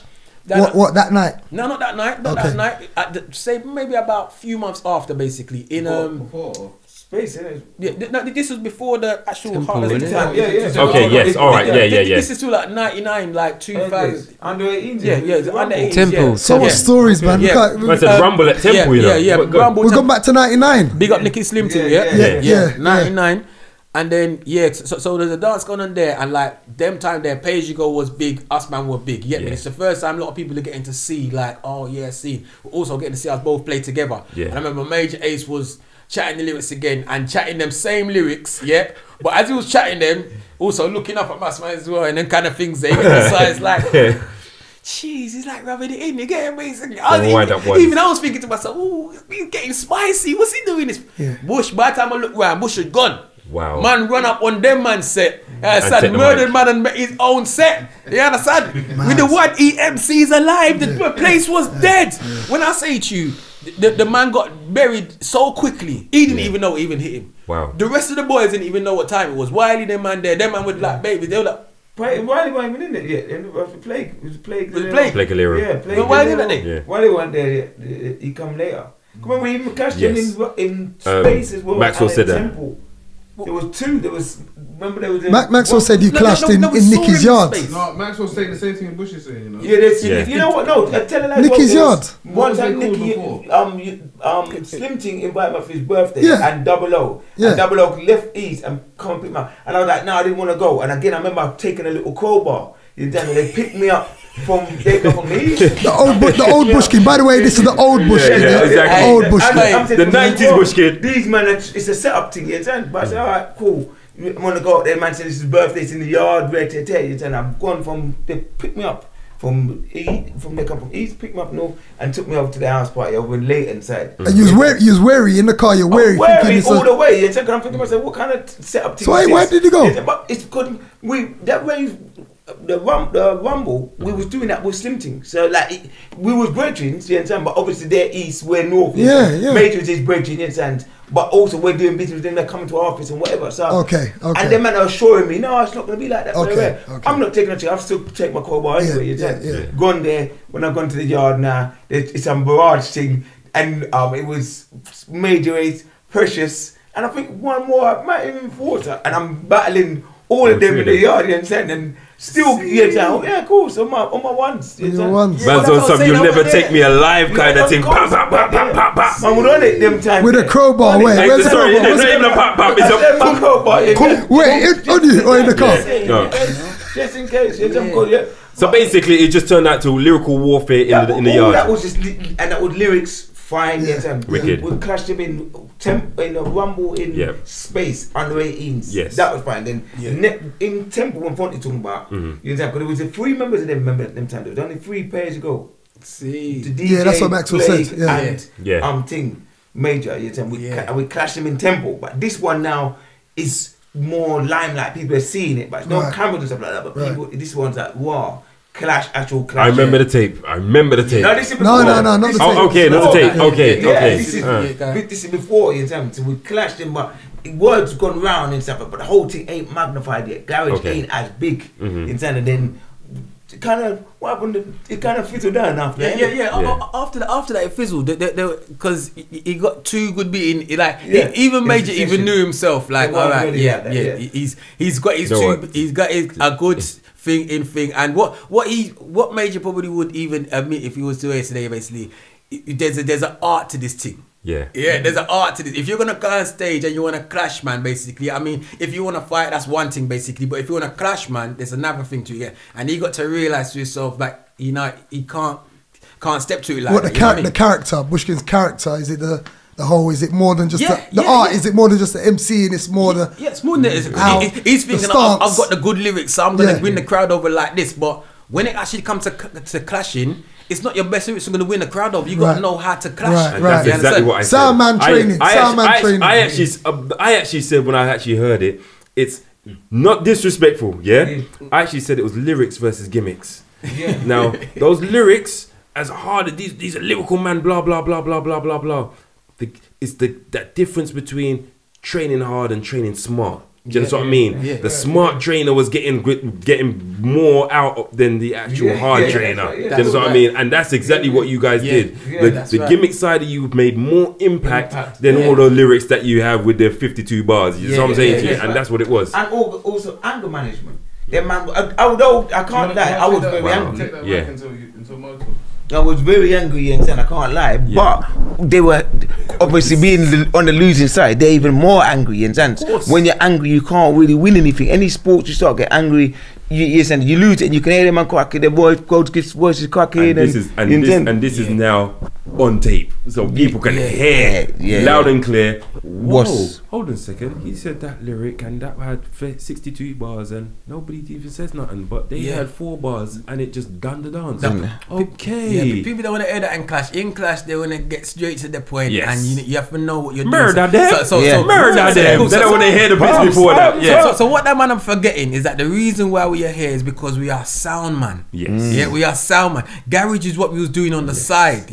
So the clashing thing, you're bringing us back home. You understand? We feel more comfortable in this era here. You understand? This is what them man are forgetting. Basically, they're looking at us like when it's a normal garage man or just really pick up the mic the other day. So in fact, the reason why all the tension was up because the day before that clash in Destiny's Watford, there was meant to be a clash organised in Birmingham. Super clash. That's exactly what we heard. They had all the crews. They had us, So Solid, Genius Crew, everything. Everyone and us, man, we cut dubs for everybody. We was ready to murder everybody that day. They basically holy potato. People's name was calling names in there. Everything we will set. R.I.P. Dr. Psycho, could he give us a wicked murdered every sound? Bad man. We was coming in to murder, but what happened is that dance was so jam. We couldn't even, as we was driving up, we didn't even get in. It kicked off. Gunshots didn't even go ahead. That dance didn't go ahead. So you lot just mentioned something, and I want to jump on that. I heard you guys also clash So Solid. But we ain't reached that part yet. No. I clash, man. Because to be honest, we've heard this. We heard this. He's right because we've heard the clash from Maxwell. So I heard you guys. But I was gonna go. If we do it in order, what actually happens is in '99 was the Rumble. The So Solid crash was 2000. Okay. That was before the Page You Go clash. But the reason why we're not knowing about the So Solid crash because one of them guys there, I think could be Mega Man. Mega Man. He's got the video, a video recording Very of smart the man. clash. Very smart man. Very smart man. This was at Camden Palace. Again, it will never see the light of day. It's probably burned somewhere. That one there. That's good. I tell you, the reason why it always works in our favour because people will know. We're not going out there trying to say we want to clash or murder anybody. We're there having a good fun. We're there with the gal. Every clash that we've had is because man are chucking it. You understand? We're just there to defend anything. What you expect us to do? You understand? So again, what happened that day? Talk us through it then. Talk us through. That day, Delight FM. Delight FM Freak FM. Like we just got onto Freak FM now in 2000, yeah. Okay. And Delight FM are doing a rave. Delight FM versus Freak FM, yeah. Now they thought because they're this put Freak FM on the flyer, they can put some DJs from Freak FM on the flyer because they're intending to pay them, even though they haven't booked them. Yeah. So we already had a booking that day in Hammersmith Palais, yeah, and. Because you're not on Freak FM. Yeah, we was on Freak FM. Yeah, we just left Mission and went into Freak FM, you know. And like that time there, like I remember we just come from Hammersmith Palais. We heard about as soon as we see the flyer, I thought, shall we even go in there? You know what I'm saying? Delight versus Freak. I don't know if it was a clash. But it was Delight versus Freak, Heartless v So Solid. Remember that was actually on the flyer as well. Was it on there as well? It was on the flyer, yeah. Okay, all right. But that's disrespectful because they didn't book you. Exactly. A man was that's right. They didn't book us, and we wasn't even really planning on even playing anyway. But what we was gonna go there and get a cancellation fee, because by that time now we learned how to now get our money and them things there, put our name on the flyer, we're coming to get some money. I remember that. That was a talk. That was a talk. You lot. That was you lot speciality. Yeah, serious. We used to go right because because what people used to do, they put our name on the flyer all over the place. We used to get a whole heap of people always cussing us. Oh, Heartless Crew, they don't turn up. They think they're too nice to turn up. But what they don't know is that promoters put our names on flyers just to get the crowd in there, and they've been doing that from morning. So when we've started to find out that basically we can only regulate the things that we know. So this is a big one now. Okay, we're definitely going down there. Turn up, get our money. We're gonna go and get our money. We went down there after Hammersmith Palais. We finished our gig. Went down there. We went to the front. Yeah, we want to get our money. Getting basically, they're trying to say, oh, what are you to play? Nah. You may not book. If you want to book us, go through the things properly. When I come to collect our cancellation fee now, please. So can we have half the money? You understand? Still, straight up. You understand? And we've obviously got a heavies there as well, so we're talking nicely, but they know what's gonna happen if they don't want to cut. You understand? So them man are going to get the money. Yeah. They've taken ages to get the money. Ages, and we're waiting in the reception in Camden Palace. You get me? We're like, chat. These time we can hear the bass, hear everything. You get me? We were listening. Like, So Solid, and we could hear. Oh, let's hear it. Like what? In the end, we said, okay, let's go. So Solid call that Heartless name. Yeah, they can hear. They can hear. Their man was calling us out like their man was riding the Delight versus Freak thing. So Solid versus Heartless thing. They was riding it through. We was like, not. You understand? For I was concerned, so we ain't got nothing. We heard that you man are big in South. We ain't got nothing. What you man going with? So so you don't know them at this point? No, we didn't know them. Okay, we'd heard of them. Yes, you understand? But we don't know them literally. Okay. So I mean, we went upstairs in Camden Palace and again, only got a little side piece. But we didn't want no one to see balconies us. And stuff. If people see us, it would have been a madness because So we just stay up in the corner and we just watch it. Blood, when I say to you, them man there was dissing us almost every 2 or 3 minutes. You're hearing something Heartless, something, and this was the days where people don't even call up people's names in the dance. That was like unheard of. You get me? They was calling proper up yardman clash business. They was calling up one name, and then what they did. This is the thing that bun man, and then our big bad longest. He just said to me. He said to me, "We'll get to that." Yes, we'll get to that. As them man were playing, them man already chatting a whole heap of thing, and we're just taking it, go through it, so you can chat us all day long, and we're gonna get a message from your guy home. You get basically. This is what killed it. Them man, they pull up one tune, and they played the Courtney Melody Dangerous. Okay. The bad boy, and they know that's our intermission thing. Yes. That's what we do. When the dance gets hype, we pull it up. Whoa! They know that is our. Them man, they played that. Them man, they played that, and they were just letting They done their research. They done their research. You know, and you know, from then, and they said, okay then. It's on. This is long as God, because long as they're telling me from morning, go and get your things, man. Don't let these man come to. I said, don't worry, long as. By that time there, so I couldn't even tell him. I had to rush the stage. Went and got the records. You understand? We still ain't got no money by this time, you know. Right now, we don't even care about no money. We didn't even get paid for that day. You understand? Went and got the records, fam. When I say to you, as we was coming through the crowd. If you see how the people was like, oh my God, Honest, I can't believe you're here. If you hear what they were saying to you, oh my God. I've never seen people so happy to see us in their life. We couldn't even walk through the crowd. They were stopping up and no, go on. No. We couldn't even, it was a madness. And then So Solid got a little, looking like to see, Heartless Crew in there. You see all the. This is on the video. Well, they're in N now, you know. Because it may be NW as in Camden, but it's north still. You know what I mean? Northwest is north. Listen, I don't know what that man was thinking, but literally, man, when we got through that, when I say to the crowd. It's almost like the crowd was cheering and cheering, like there was a reload happening as we're walking through the crowd. It was amazing energy, as we're coming up, I can actually see now, okay, we're going to have to get into the DJ, but anyone else can palace, the DJ box is already small in there, you get me? When I say to you, there's about 5-6 man in there. And me, when I forgot and squeeze in there with it, all the man, they got the screw up face and everything like that, you understand? Like, long as they carry my record, it's push through. They made you feel that they made me tension. feel, you understand? Put my things down for record. So then you and Longers walked up. Longers walked up. As long as he's big, you know. When course, you see Longers, move out the way. You understand? We're gonna talk that story. Straight. Yeah. So long as like he's like the 4th member of Heartless Crew, you get basically. To the end, you understand? So either, mate, if it wasn't for Longers, I'm telling you, them man would have tried. They would have tried something because what they're thinking straight away is 3 of them. Yeah. So of us, quite easy to do the maths to chuck it, you get me? But with Longers, you have to add up. He's about 10 man by himself. Yeah, you understand? I know this. He's 10 man and 10 strong man as well. I'm telling you, strongest. You understand? Before you even consider it. Bro, I still see him at the gym now, bro. Yeah, so I know exactly what you mean. Yeah. So that's it. To this level, he can't even fit in the car. So Longers can see me hesitating because the man ain't even moving away. He's like, go on, man, go and put your tunes on. Yeah. So I'm like, alright, yeah, cool, yeah, alright, you know what, yeah. As he said that, then man kind of moved to the side anyway. Kind of coming down, and I thought to myself, yeah. When I say to the crowd was still going mad, and I thought, alright then, how is man gonna start this one here now? So what's the DJ still playing though? The DJ playing. The DJ stopped and moved that away from it. In fact, the dancer's been quiet for probably about a good 3 or 4 minutes. Oh, okay. Okay. So basically, they aided your entrance. Yeah, of course. Wow. It kicked off. Remember, fight kicked off on the stage when we hit the stage. No, that fight ain't come yet. I tell you when that fight come. The fight come after the hype. The original thing first. Them man never knew what to expect. Yeah.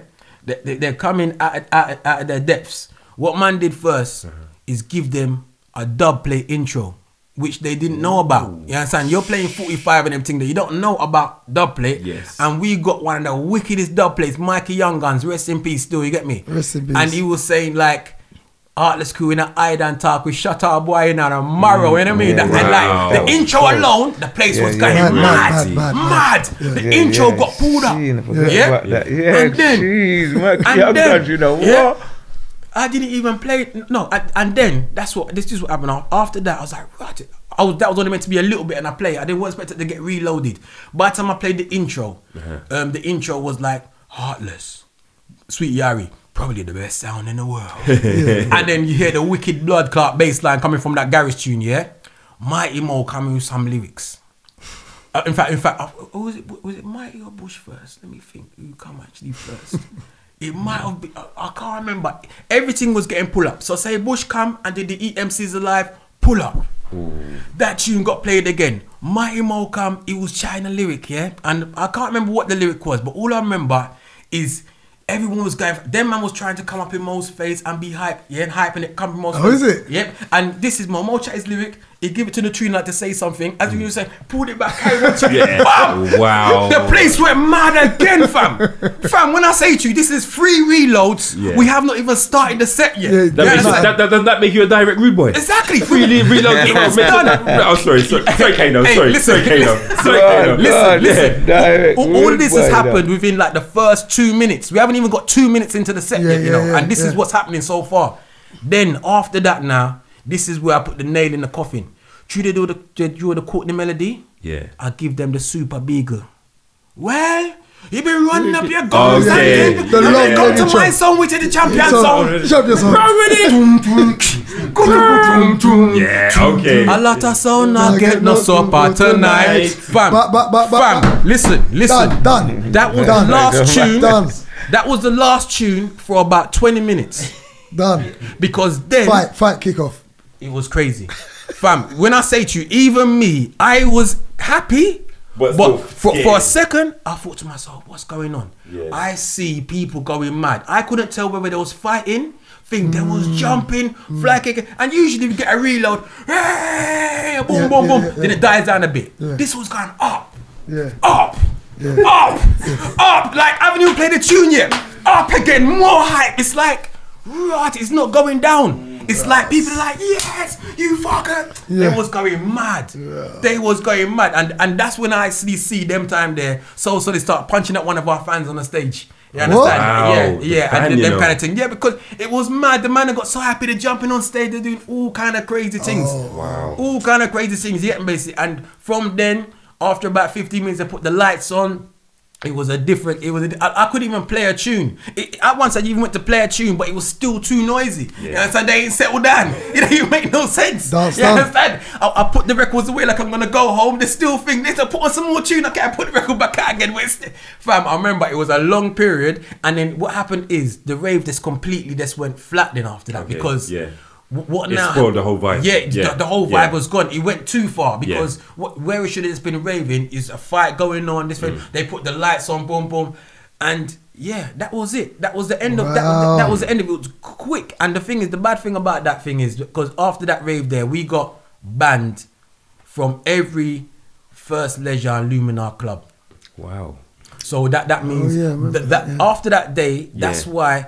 We didn't get no more bookings in like Hippodrome, Equinox, all them kind of big clubs there. Clubs. Was that was only London or UK wide? UK wide. We of that day we got tarred with the same brush because socialists are being up the fan on stage. We got started like we exciting trouble. You get me? And all we come to do is collect our cancellation fee. Understand? I said on the thing, and I just hope one day Mega Man has it in his conscience to let off that video because it's all done now. We was young them time there. It's not coming out. You know that. It's not coming out. It's not coming out, bro. You know that. You just want the evidence. It's not coming out. It's not coming out. You know that ain't happening. All right. So, as to what Dagz was talking about, what we were laughing about while you're telling that story, when you're talking about Longers, yeah. Just last week, I told this story for the first time. He didn't even know that I was going to talk about this story, but I told it for the first time, right? Yeah. About this time that he set me up. Yeah? Now, he set me up in you guys' office, right? First time I've come to your office. Never been to your office before, right? I come to the office, I'm with Dagz. He goes, yo, Longers. Meet Longers. All of a sudden you see him walk around the corner, sit down in the seat. Longers come down. There's not many people who actually tower me. This guy is flipping, you know, built like Anthony Joshua, even probably bigger than Anthony Joshua. Tall with it. But towers me, and there's not many people who when they stand in front of me have to actually look up to that tower me. Now this guy stood over me. Oh, you're Longers. And I'm like this. Yo, how you doing, bro? Yeah, man, I'm cool, bro.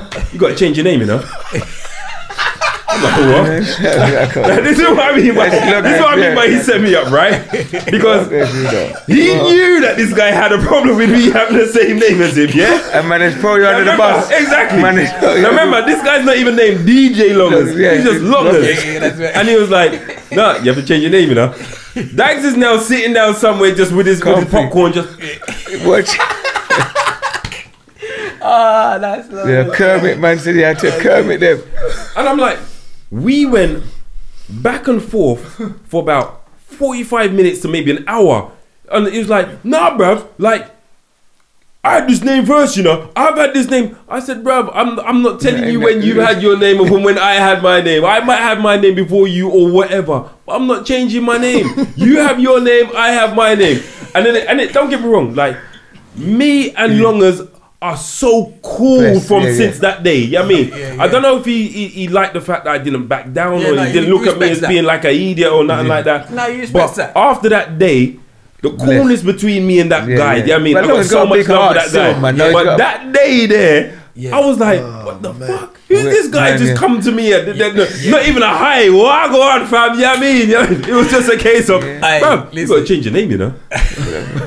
Hey, listen, that is you see, like remember, like Longers, he's in our school, you understand? Like Longers is 6'6". He might be 6'7". It could be, bro. How tall are you? 6'2". Yeah. Check the difference. Yeah, I mean, 5 or 6. Yeah. So, and he was that tall in school. Yeah, he was that tall in infant school, man.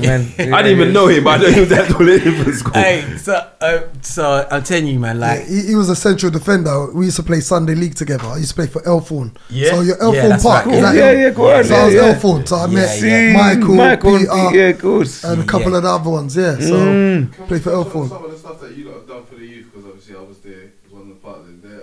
The DJ skills that you lot did in arts and media that went on for a few years. Oh yeah, that's right. Oh yeah, them days there. Gave a lot of opportunities to a lot of kids our age back in them times. You lot did it for a few years, put on events, took us punk concert. Yeah. Yo, what the P Diddy concert? You know what? Wow. Yeah, that's memories. I remember I choked one big Chris woman down there. You know? Oh, you're trying to joke me out. Man took it away from the giving back to No, I remember that. Yeah, man. I remember that well. I got a picture of that. Walking and had VIP passes. Yeah. I was like, how did you get The Puff Daddy concert, you know, and they would bury them. It wasn't even this Puff Daddy, a lot of them on there. He bought like the whole Yeah.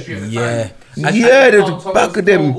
Yeah, SWV, what? Yeah, lots of them were on there. whole industry, Mad. back in them days. Yeah, there about 10 artists or so. Was you there as well, that one? That was big. I only selected them out could come to the show. Yeah, I remember that. Yeah, man, Georgia World days. It was Georgia World. We called it, innit, first. Yeah. You did one for we did one. He had one on the Mondays for everyone. Yeah. And there was one on the Thursday for girls, if I'm not wrong.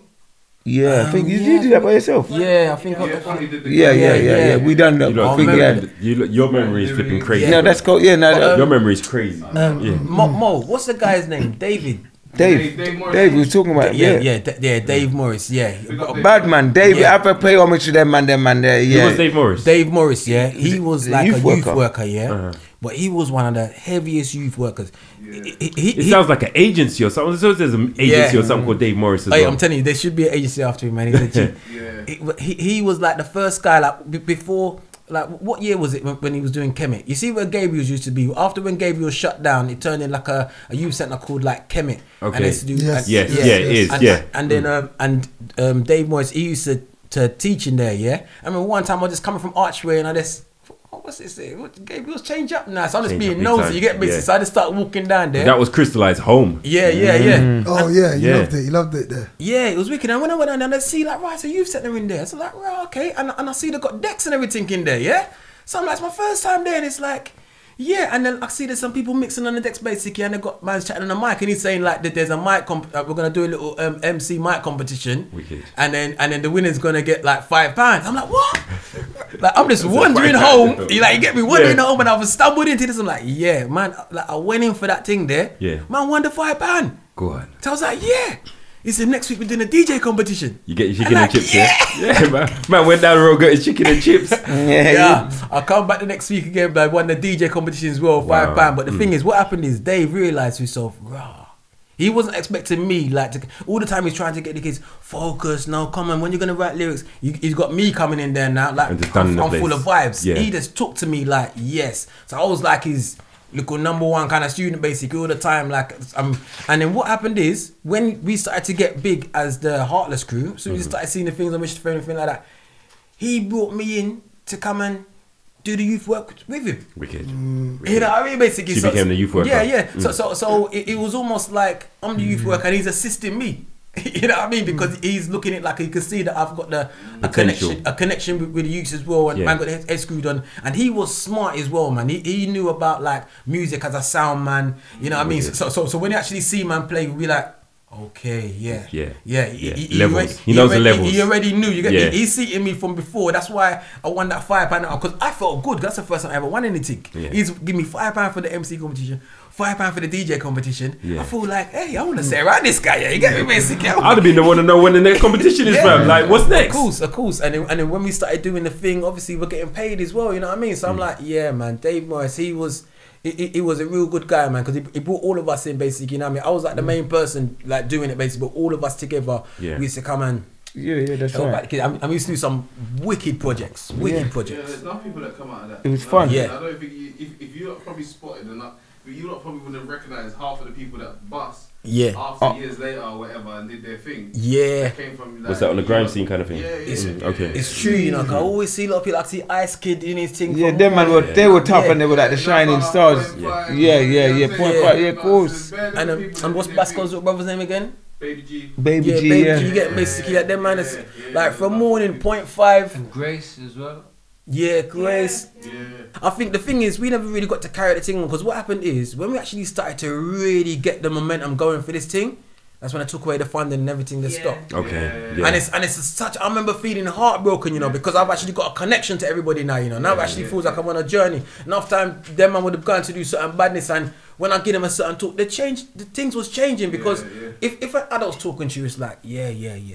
When someone who's only like about 5-6 years older than you talking to you, it's like, okay, I'm still talking the same language, and it's, I'm on the road the same like you are. You get basically. But whereas Dave's got the briefcase and them kind of things there, man, I'm still rucksacking them things there with you, man. Had a lot going on at the time. I remember sometimes you was there and then you had a rave after. You know? Yeah. That's what I was about to say as well. I think again it was a combination of we was actually blowing up because we never had so much time to put into that. I remember we was running the office and stuff. I remember when you was. You know, we were doing half of the week, innit? You doing one beat, but we was doing a lot of other things was going on. Our name was starting to move. You understand? Them time that we're getting big. What was the inspirations of getting an office? Because like I know your name's blowing up, getting more bookings in, but what else was going on? Talk about the office story. It was next door to the Dream Team as well, wasn't it? What's that? It was next door to the Dream Team as well. Yeah, that's right. Yeah, Dream Team was downstairs.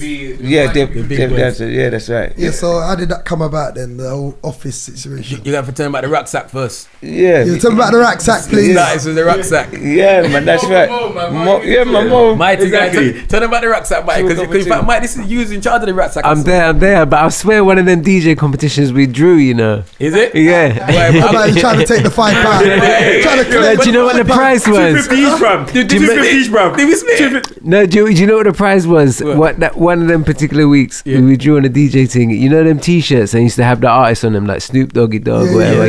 TLC. I think I got a TLC T-shirt like that. Yeah, but there might have been a couple. Because I remember Sharfx even coming one time. For real? And we won I run his album. Yes, the Green album. Yeah. Sharfx coming in that time there. See, digging back the memories, boy. Memories, history. I definitely cut my MCing teeth in Kemet, man. Yeah, that's right. That's where man can really just let loose and just get wild, innit? Archway. Yeah. There's a church, innit? Same place where Gabriel used to be. So just like top of Holloway Road before the KFC. It's actually opposite Upper Holloway Road station. Okay. Yes. Yeah. That's right. So go on, rucksack. Yeah. Rucksack was the mobile office. Yeah. Them times, Okay. Anytime we get a booking or ever like that, you got the rucksack, the A4 pad, the pen and paper, got diary in it. Everything's in that. So Mo was taking the bookings at the time. Yeah. Okay. Mo was the secretary. Big load of weed in there as well. Yeah, obviously, Smarty Mo, obviously. Bag. No, we always smoke organics. Yeah. Organics. And cash. We had that was our bank account as well. Same time. You had cash in the rucksack. Yeah. Literally, you know what? In them days, it sounds so stupid. Yeah. We used to buy like a key of weed, and we used to always walk with £3 grand cash. You understand? And our thing was, and this is back in the day, but